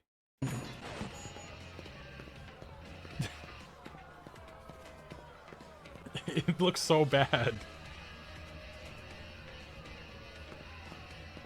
One of the most embarrassing moments I've ever experienced in a video game. I genuinely cringed with this cutscene. This is the biggest media franchise in the world. This is inexcusable for Gen 10. It needs to have voice acting. And that'll maybe be the one new thing that they add with the next title. And people will be satisfied until they aren't, and then they'll add another little mechanic. That's how it goes with this company. That's the only thing that they'll do. Yeah, and then they'll take out something, and then later people will complain about it. They'll be like, okay, we'll put it back in, but we're taking out this mechanic. And people are like, what the fuck? Well, I guess I'm buying it still. It's been like this for like almost a decade at this point. And another person, here's a couple more of these scenes. They're still doing it like this, and it's really strange. Damn, it literally has been almost a decade. Shit. Like, again, if you're comparing this to an indie, a small developer, or anything, I would understand, like, okay, maybe this makes sense, but this is fucking Nintendo. This is Pokemon. This is a premium title. Yeah, totally immersive there, definitely. And yeah, that's the whole cutscenes. That's the whole entire game is like this. And some people eat this up. Some people love it. I don't understand it. Yeah, those are the cutscenes, and we've had articles coming from Polygon. Legend Z through A has fans begging for legit voice acting. That is just one of many mechanics that should be in these newer titles, especially if they're going to be charging $70. What is this arena they're fighting in? Dude, this is worse than Kingdom Hearts. What are we doing? Am I losing my mind? What kind of backwards world am I in where people love this shit? Like, what is going on? I'd rather go back and play Newgrounds games than experience something like this. This is garbage. And probably with newer titles in the future, it'll be 80. We have other things people are pointing. It's fucking full price game, dude. Full price game. I'm just glad they're not selling 2 of them. It's also the dialogue. It's just, some of it's really cringy. I'm sick and tired of this life. I just want to smell Pokemon. Almost seems like it's AI generated. Hey, for water type moves, do you think Pokemon use their sweat or other bodily fluids? It's so weird. Like, it's funny, I guess. If I'm upset, giving my partner's Pokeball a little squeeze helps. What the fuck? Also, your partners? What are you talking about here? Another one. I've been cleaning up the droppings of wild Pokemon. Okay, that's the quality of their writing here. Okay, so Pokemon poop now? Like Digimon? What? What? I know Digimon poop. I guess in these modern times, it's also it's just embarrassing, really.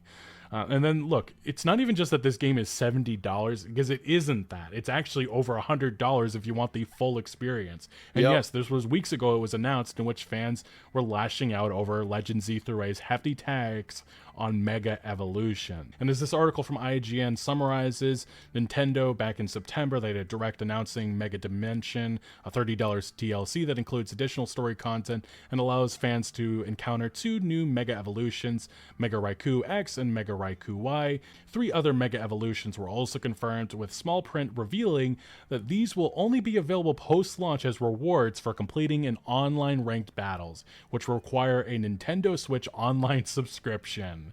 Goes on to mention, with Pokemon's Legend Z3A already $70 on Switch 2, fans were quick to note that the $30 Mega Dimension DLC announced weeks before the game's launch and available to pre-order already pushes the price of owning every new Mega Evolution for $100. How much does a Nintendo Switch Online subscription cost? Was that like $15?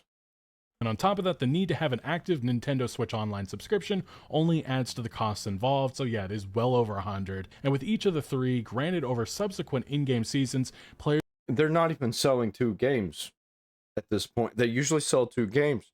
Now they're just selling 1 game and removing shit from it and requiring online services to be paid for on top of everything else you have to pay for in your life. Okay, eat up the shit. Oh, that you can have it. I don't get it, man. I do not get it. Man, the gaming culture and gaming industry is so fucked. Let's move on to this story. The gaming industry just can't let the activism go. No, they can't, because they weren't about the gaming industry in the first place. They were about the agenda and then building the gaming industry around it. Outer Worlds 2 and capitalism. If that didn't attract your attention, I really don't know what will. Outer Worlds 2 and Obsidian Entertainment as a whole is a company that loves to talk about being anti-capitalism, right? It's a thing, it's a story element that has been around since the first Outer Worlds, but apparently they're going to be really pushing it. Ooh, I thought Game Informer wasn't woke. Why are they glazing this game?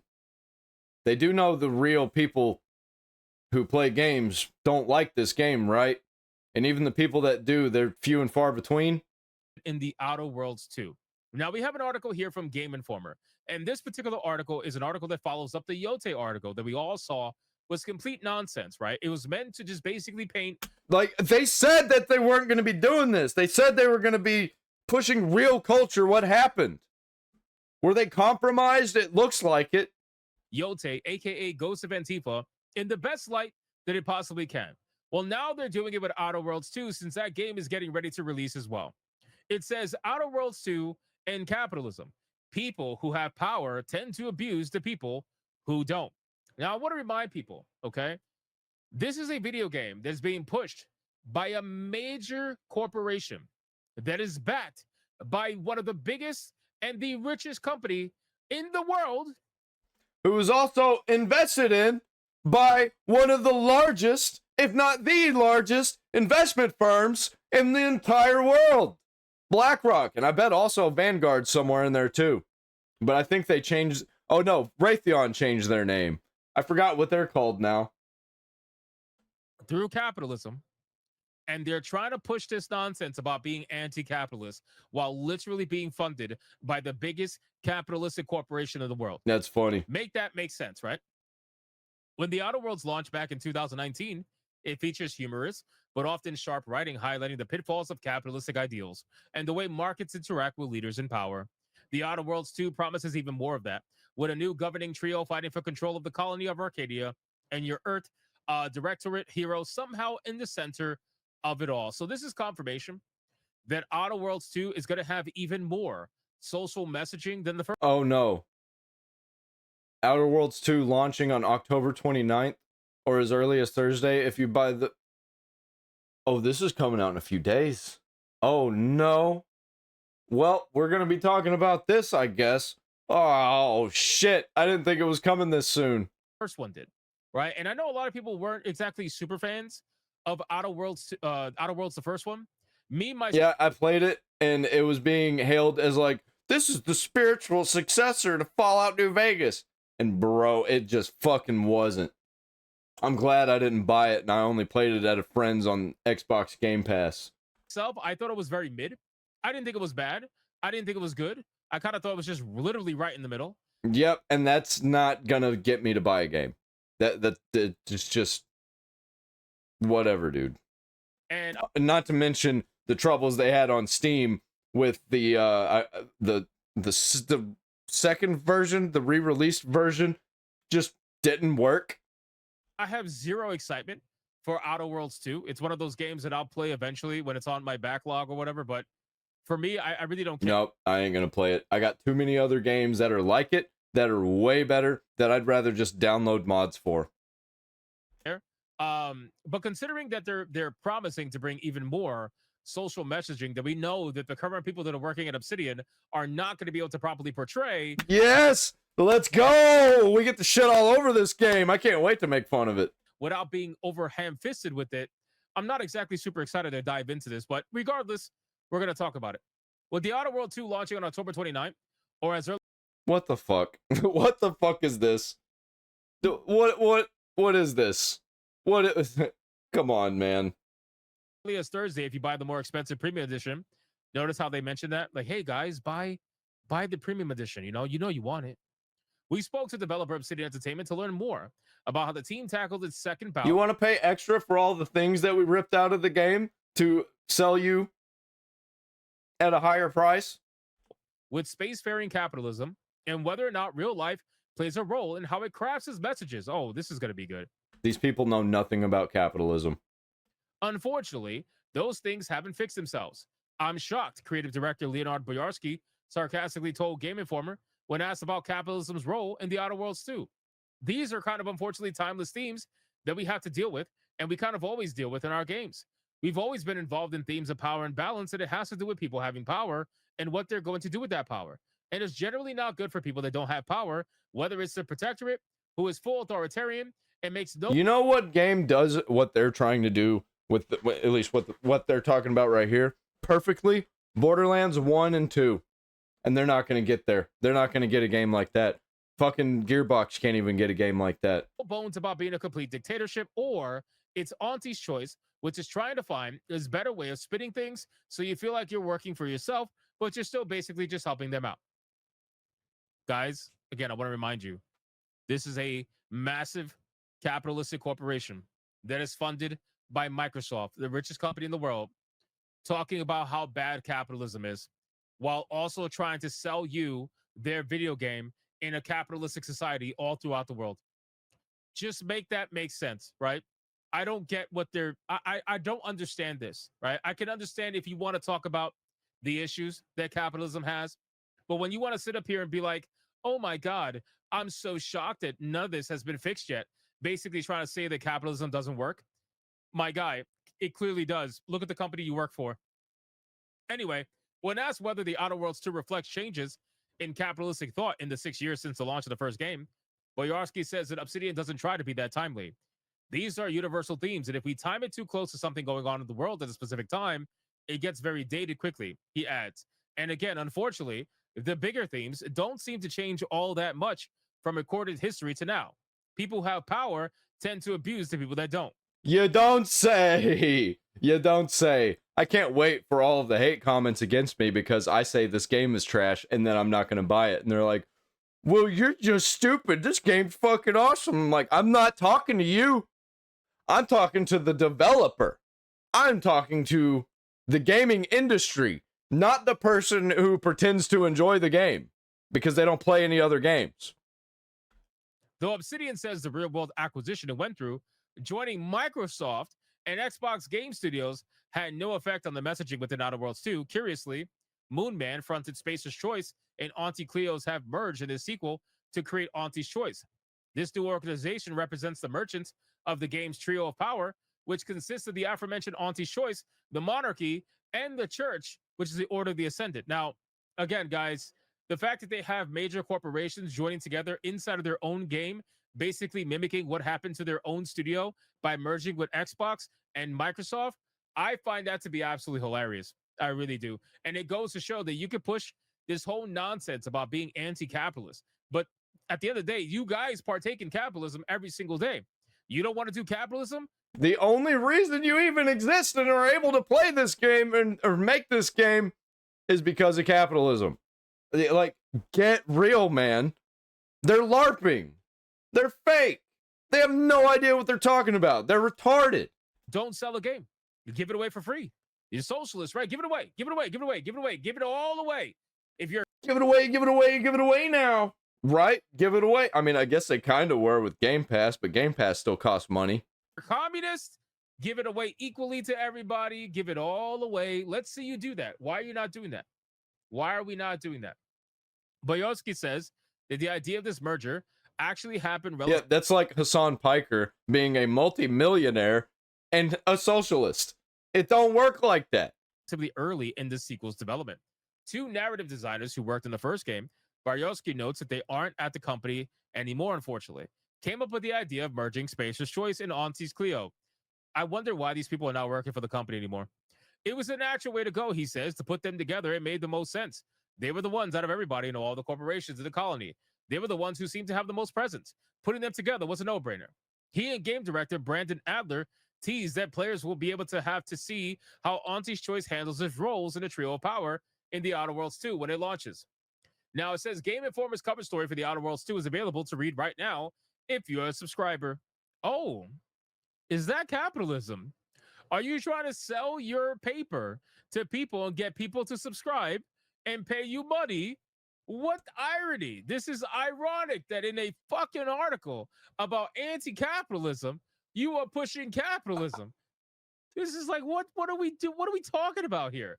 Why are we even, oh my God, man. This makes me think this is going to be a jumbled mess and is going to be exactly like Avowed. It is going to fucking suck, man. The conversation, and I'm just waiting for that fucking hate train against us again. Even though we're not talking about these people, we're talking about these games, and they take it personally. Shit blows my mind. This is amazing. Anyway, so yeah, if you want to go pay them money to read more, I suppose you can.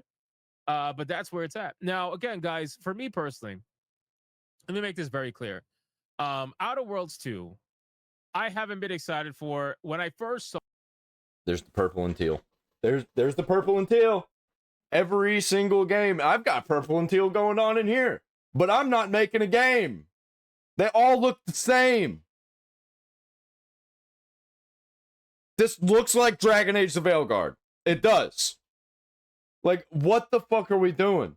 Like the first trailer, I was like, oh, okay. That looks like a slight improvement. Let's see what they're... Yeah, it looks like Avowed in space. Hooking up with this. And then as I slowly but surely started to learn about the game, I realized... Well, Fables, of course, it looks like Avowed. It's the same studio. And that was their last game. Yeah. And that game looked like trash. That it's not actually anything that I would be remotely interested in anytime soon. You know, Obsidian Entertainment, we saw what they did with Avowed. It doesn't look good to me. But Fables, you're just a hater. You're just a moron. You should buy it anyway. How would you know if you don't like it if you haven't played it? Go fuck yourself. That's not how this works. Right? And I feel like Avowed was such a massive letdown for a lot of people. You had people that were genuinely interested in Avowed. Yeah, people that were looking at it to be a Skyrim competitor. That's how big it was supposed to be. And then obviously the whole thing... You get a lot of people that are like, oh man, this game is kind of boring. It's kind of not exactly what I wanted it. And then they hear people screaming how bad it is online. And they're like, no, this game is amazing. I'm going to keep playing it. It's like, okay, you do you, bro. I'm going to go play something else. I'm going to go play the Oblivion remake or whatever the fuck. Happened with the art director, where he was going after Elon Musk and the pronoun nonsense and how he said, you know, can't wait to show you. Actually, well, I don't remember what games were out. Oblivion remake was way after. What else I got in store to piss you gamers off and to piss off Elon Musk and to make you guys mad. That was my mission complete. I'm like, okay, that's amazing. Notice how a lot of these developers are very quiet now. They don't really say anything anymore because of what happened with the art director and Avowed. Now they're trying to stay as quiet as possible because they're trying to... Yeah, not to mention all the things that happened around the Charlie Kirk situation with all these developers coming out and all these people that are involved in video games coming out and making fun of the death of Charlie Kirk and cheering it on and all that and saying, I'm Antifa and all this bullshit. Like, everybody's quiet now. Because they were ruining the culture that they were a part of. They're not ruining our culture. Our culture's already been ruined. We're just kind of in our own bubble now, this calling out all these shit games that we're not going to play. Minimize the backlash that they get before the game even comes out. But here's the thing, guys. Obsidian Entertainment as a company has made it very clear where they stand. They made it very clear with how their games are going to be made and the stories they're going to put into their games. Nobody's saying you can't do politics in a video game, but if you're going to do it, make it make sense and make Yeah, and also, if you're going to do it and it doesn't make sense, expect to get backlash. And also, if you get backlash, the people that see the backlash, don't give those people backlash, or you're going to get backlash. It's just like, we don't care. We actually don't care. Me and Hypnotic, we don't care. We kind of just are passionate about this stuff and love to talk about it. You're the one getting mad. You're the one getting mad about video games. Like, if you want to keep making corporate garbage slop, go ahead. If you want to keep buying it, go ahead. We're not gonna, but we're still gonna talk about it because fuck you. We do what we want. it good for the actual world that you're crafting. You could do politics in video games and make it very interesting. You could do politics in video games. Yeah, look at Borderlands 1 and 2. Obviously, they lost that in Borderlands 3 and 4 and all the other Borderlands after the pre-sequel, except for Tales from the Borderlands. Is that before or after? They completely shit on those characters in Borderlands 3. And make it very fun. But which is just, you know, par for the course. Not doing is politics. You're doing messaging. You're doing virtue signaling. It is not fun. It is not interesting. And quite frankly, it's fucking boring. And they've super forced it. That's what virtue signaling is, though. It's super forced. And I think that's where a lot of people are going to fall when it comes to Outer Worlds 2. I think people are going to pick up Outer Worlds 2. Yeah, they built an agenda, and then they built a game around it. They keep doing this, and it's easy to see it all the time with how it looks, how it feels, how it plays, and the people who like it, and the conversation around it. We can tell. We see the patterns. I don't know who would pay full price for Outer Worlds outside of streamers. I don't know, because these games are going to go on sale almost immediately. So if you pay full price for we see it every time. And then people get upset when we call it out and they're like, "Nuh-uh," and then it goes on sale. And then they're like, "Well, games go on sale." This game, you're basically just throwing money away, or maybe you're a massive fan of Outer Worlds, and that's okay. If you're a fan of Outer Worlds, go for it. You know, do what you got to do. But me personally, yeah, if you're a fan of Outer Worlds, why are you watching this video? That's another thing. Like, you're just clicking on it to hate on it, or hate on me. I mean, like, I don't get it. Like, why are you gonna make yourself upset like that? I look at this game and I think honestly, I think these people get off on being upset. That's a part of why they virtue signal, because they want to poke at people and make people upset. Myself, I can't see how they're going to massively improve this game from the first one. And considering that the story elements of Avowed were so lackluster, so boring, so bad, I got to imagine this studio that was working alongside the developers who made Avowed, they are going to write this game very similar. They're going to write this game just as bad. They're going to write it just as uninteresting as Avowed was. And that in and of itself is going to check me out. It can have all the nice stuff in the world. It can play just like the first one and all that great stuff, even though the first one wasn't that great. It was kind of... I'm looking at the graphics here, and I'm just like, you could literally call this anything. You could put any name on it, and it would be a game. And it just looks like everything else, you know? It looks fucking boring. There's no heart and soul. Kind of buggy, too, to be honest with you. These games are now, not only are they bad now, they're very janky. I don't know if you guys noticed, but in Avowed, it was so fucking bugged, it was ridiculous. So janky. And then the director told... That's literally why I keep refunding all of the new games that I end up wanting to buy. And then I play them. And then I'm like, fuck, well, I guess it's another Unreal Engine game. Well, the players, and then I refund it. Expect jankiness with their game. I'm like, what the fuck? Are you serious? Yeah, I don't expect it. And I don't have it. I want my game to run perfectly like they used to back when I would... Old games just worked, man. They just worked and they still work. Just make your games work. It's not that hard, actually. You're spending $300 million plus on a game. It should work when it comes out. Like, come on, man. Get your shit together. Serious right now. So again, guys, people remember Obsidian Entertainment obviously because of New Vegas, and that's fine and everything. But the people who They're really on the New Vegas train right now, by the way. That, like, on Facebook, Obsidian is not talking about Outer Worlds 2. They're talking about Fallout New Vegas and how they've got a Fallout New Vegas stream coming. Which makes me think they might be doing a remake of Fallout New Vegas. And man, I'll tell you, I don't want it. Judging by the way Oblivion was, I don't want it. I do not want it. They changed a bunch of shit and then it ran like shit. No thanks. And then it just looked like every other Unreal Engine game. I'll just play the old one. It had more heart, it had more soul, it had more style, and they weren't worried about politics. I've got a link down there in the comments. You should definitely click it.